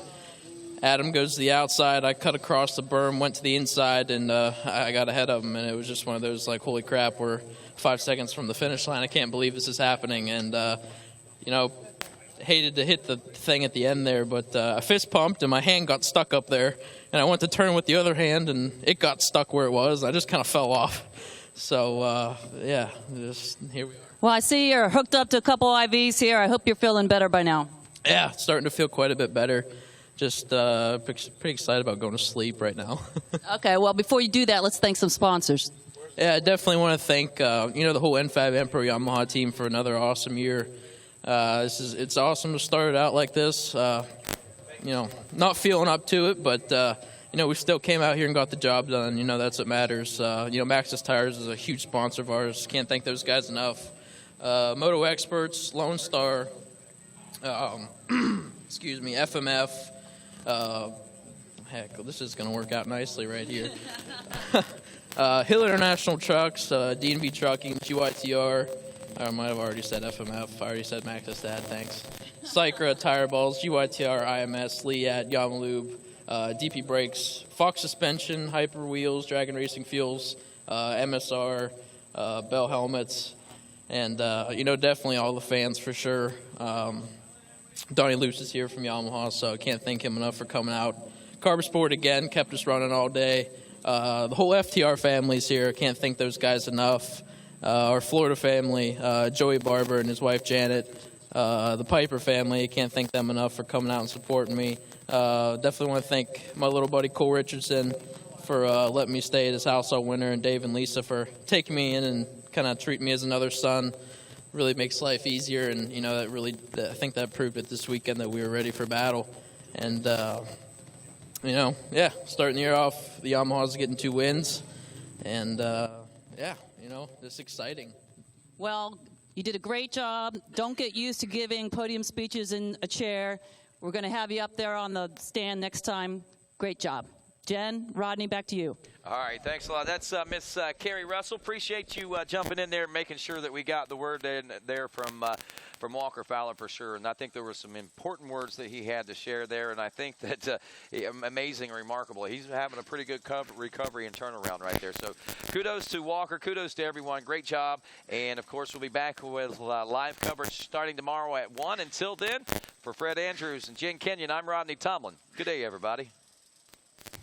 All right, and good day to these guys here on the podium. Let's hear it for our XC2 Pro-Am top 3 finishers. We've got Cole Richardson in the center of the podium. We have Marty Christopherson in the 2nd place, and Cody Collier, the XC2 rookie, is making his debut right here on the podium. Congratulations to these 3. We'll get things started with the rookie. Now, Cody, we've had a lot of conversations on the podium in the 10 a.m. race.